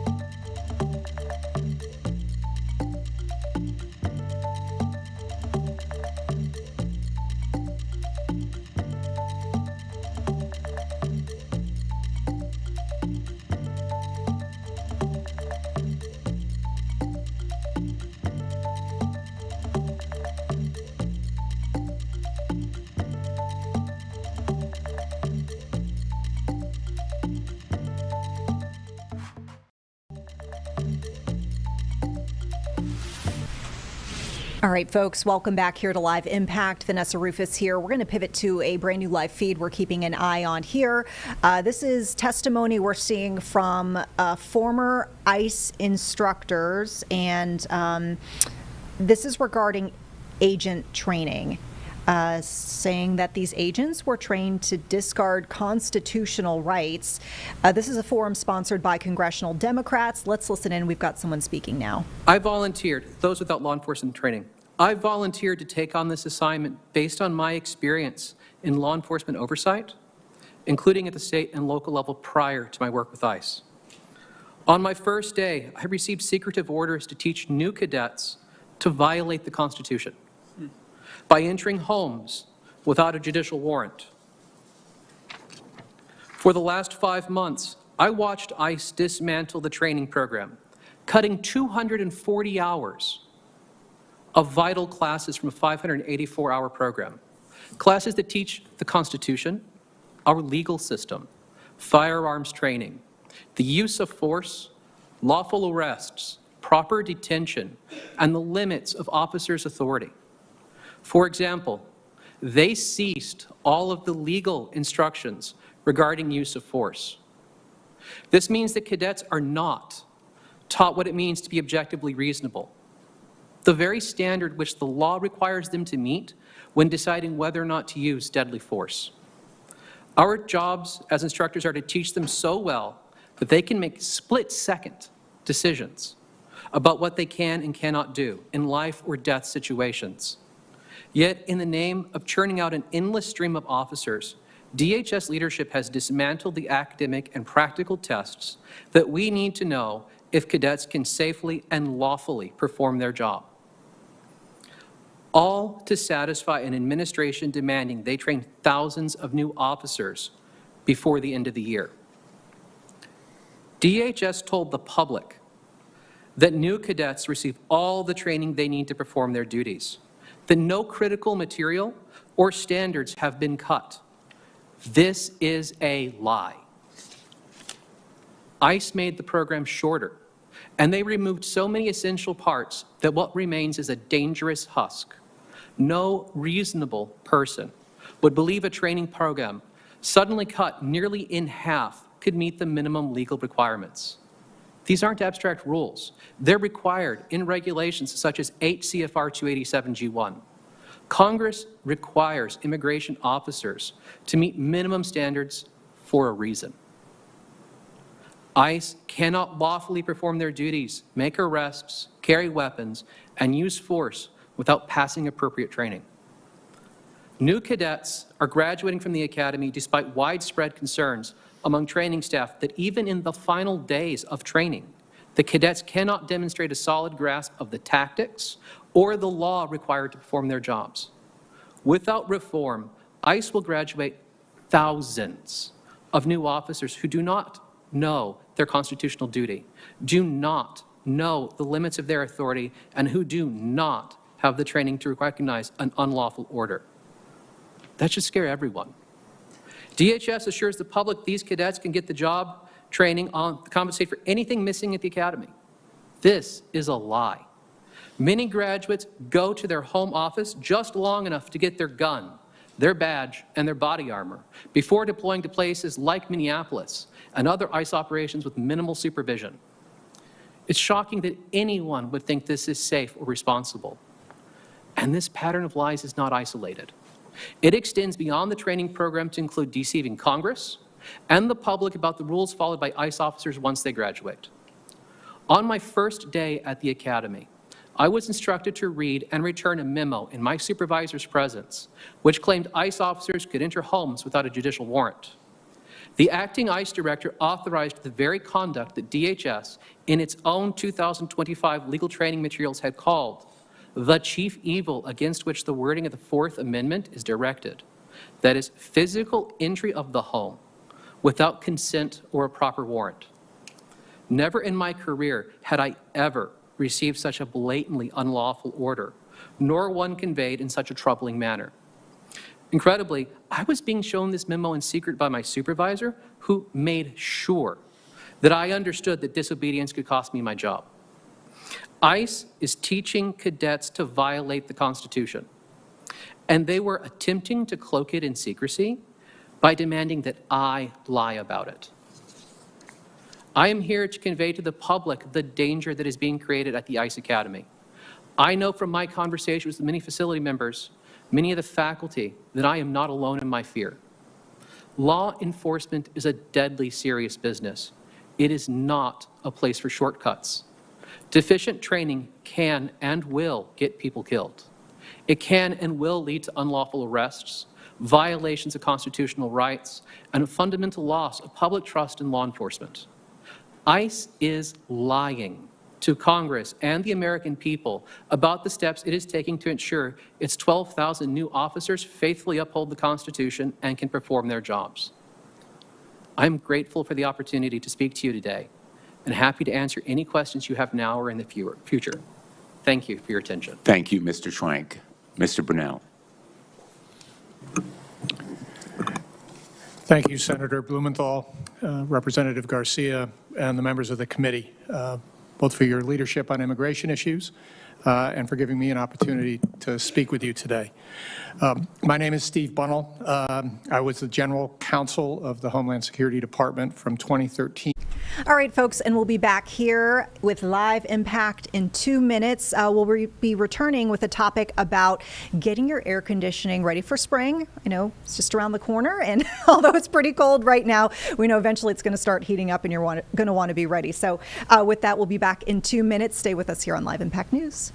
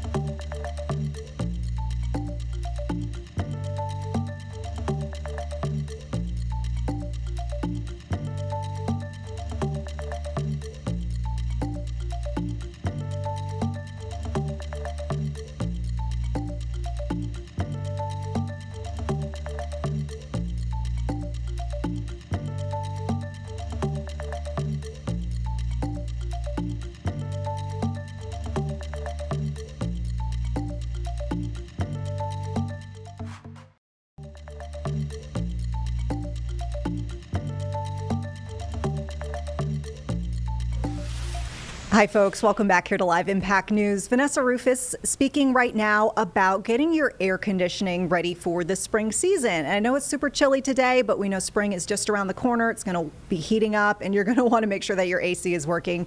So we have folks here from Dilling joining us to talk about how you can get things ready, and if by chance things aren't working great, what you can do thereafter. So with that, let's welcome Rick Latino and Josh Caraballo. And y'all are joining us to talk about what we can do right now. I'm sure that it's best to be proactive, right? Versus waiting until a situation builds up and then you're kind of stuck in a rut, right? 100%. Always want to take care of a small problem before it becomes a much larger problem. Yeah. So what sort of things would you recommend folks either do right now or look out for? Like any specific signs you want folks to be on the lookout for right now that might signal issues down the road? Well, of course, always number one, change your filters. Just make sure there's coming through the winter. No limbs or branches are on top of your air conditioner outside. Just no obstructions. Give us a call. We always want to make sure the coils get clean. We're all about transferring heat, so any restrictions of airflow, stuff like that, we want to make sure everything's clean, top notch. Yeah. No, I mean, Josh, you were saying that y'all have been pretty busy right now, given that it's been so cold. When do you expect that things might pick up, with busyness when it comes to the warm up and getting into spring and possibly even to summer? When does that start to happen for y'all? Yeah, so as Rick was saying, maintenances are best done, early to be proactive. Generally, when those temperatures are hanging out in the high 50s to the mid 60s during the days, would be the best time to do those AC maintenances. We were doing some last week. The cold spell came through. We kind of hold off on them until it gets a little bit warmer, but towards the end of this week and then probably from there on out, we'll be doing them. Kind of want to get those done before it gets too hot, because then, as Rick was kind of alluding to, those issues are kind of going to show up and be a lot more prevalent. We're a lot busier. You just want to make sure that no one really has to go without AC when they need it. Yeah, that can definitely be tough. And I think about, too, we're speaking right now in the sense of like getting ready for extreme hot or, staying prepared for extreme cold. We're in obviously like a transitional period right now, as our chief meteorologist likes to say. Spring is a season of transition, and you're, by nature of the season, going back and forth with like warm temperatures, and the next day it could be super cold and it can be really hot. Does that make as much of a difference as well on just being versus just being consistently hot? You're in summer, or does like the back and forth actually hurt things too? Back and forth can be a little weird. We get your AC runs, it gets them coils wet, and then people move to heat, and sometimes you could notice some moisture odors and stuff like that. Yeah. Just people not really realizing what mode they've even put the thermostat on, and just any thoughts if they are running a system and not quite sure it's working full notch, better get it checked before the heat really comes. Now, you don't have to name any names or call anybody out, but have you ever had like just a bizarre AC or heating situation? I'm just curious, like y'all must get all sorts of interesting calls. Seen all sorts of craziness. Is there like anything that stands out to you? And I hope that this maybe can be a learning situation for our viewers here. Was there something where you saw a situation and it was like just super wild, and then you're like, well, if the person knew maybe to do X, Y, Z, they could have avoided it? Is there like something that stands out to you as? I'd say some of the most common things that surprises me is you see a house and there's drain line with just rust running down the side of the house, and I go to the house and I'm like, oh, it's always been that way. And so many ceilings have fallen in from drain lines backing up, and that would be your first clue that you have a drain problem. Yeah, and they just didn't address it? Correct. They didn't know. They didn't know that was an issue. Yeah, and that's probably one of the more like pertinent things that, one of the things we do on our spring maintenances is check those drain lines and make sure that they're clear. Because as Rick was saying, when those do back up, what you're going to have is, if no one catches it, you're going to have potentially a lot of damage to the inside of the home. And that's, outside of the system itself, ceiling damage, a lot of repair money and drywall that'll have to be done. All those types of things, can be avoided and should be avoided. Is one of the things that we do when we come out to do that spring maintenance. And to that question, it's not just doing the maintenance, which is hopefully going to, help your efficiency in the operation, but just having that professional with their eyes on things to notice things that, a set of eyes sees that no one knew any different. Yeah. Bring to your attention. So as far as services go, what sort of services do you offer for folks for this transitional period? It sounds like you could have someone perhaps come to a house and just be like, these are some of the things we notice. Is that like something that you do? Or you primarily like you're responding, you're triaging, you're trying so to we fix? do both. We do have, right now in the spring, we have promotionals coming up for, right now I think we're running a $55 AC tune-up.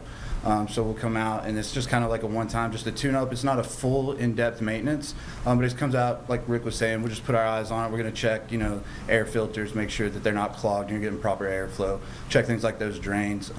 But then, you can also sign up for our membership, which comes with 2 maintenances a year.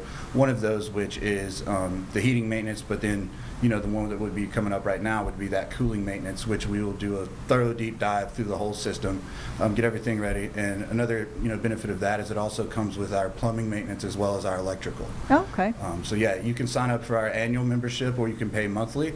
You can get all 4 of those maintenances per year. And as always, we will always respond. If you're in need, you have an issue, you need someone to help right away, just give us a call and we'll be happy to come out and help. Fantastic. Anything that y'all want to add before we wrap things up here? Just anything that our viewers need to know? Anything additional about getting in touch with y'all? I would say one way is just go to dillingnc.com. That's DILLINGNC.com. There's all kinds of information on there about the services we offer, mentioning those tune-ups and maintenances also. There's links on there that they can use to get signed up, and there's also a phone number there that they can reach out to us on. Fabulous. All right, Rick and Josh, thank you so much for joining us with Dilling, and hopefully our folks are feeling a little bit smarter about what they can do to be proactive with their air conditionings. All right, thank y'all for having us. Thank you. All right. We're going to take a break, folks. We are following some breaking news, so stick with us. We are hearing about some reports of an incident over at Monroe Airport, so we'll have more for you in 2 minutes.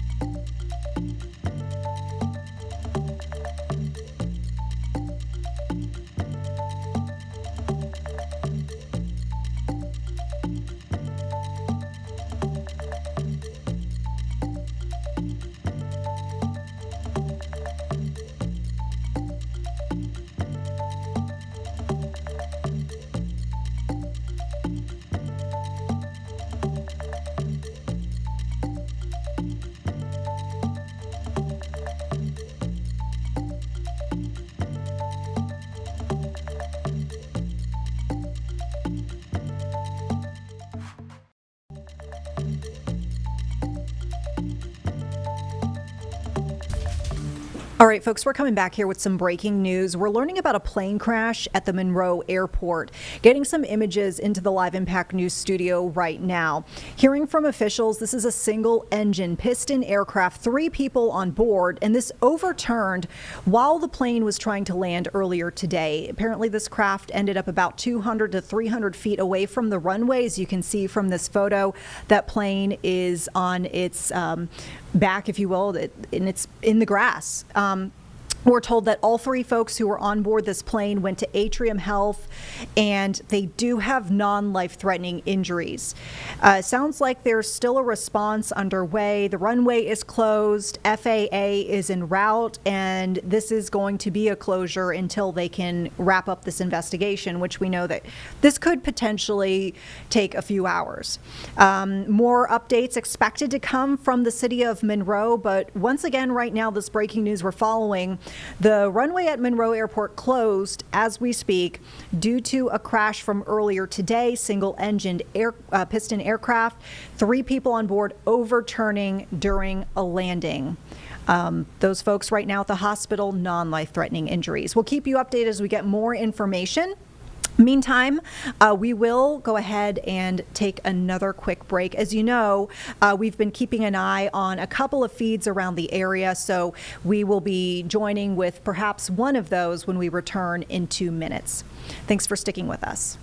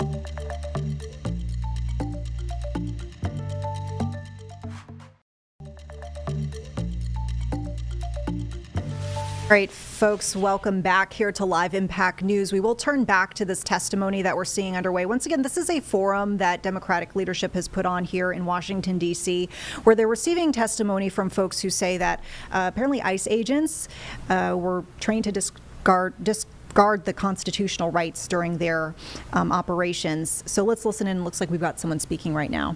Members of the public, like Alex Preddy and Brittany Nicole Good, as well as to officers. It is horrific, it is racist, it is fascist, and it is totally illegal. This is still America. Rules apply and the Constitution matters. Under DHS use of force policies, ICE and Border Patrol agents must comply with the Fourth Amendment's restrictions on the use of force.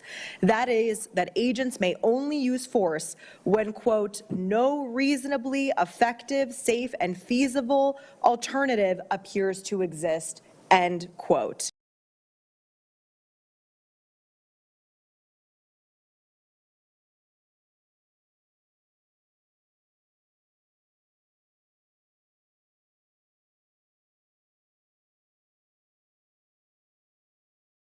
Sorry about that, folks. We're working on getting this feedback. It seems like we're having some issue. Yep. Okay.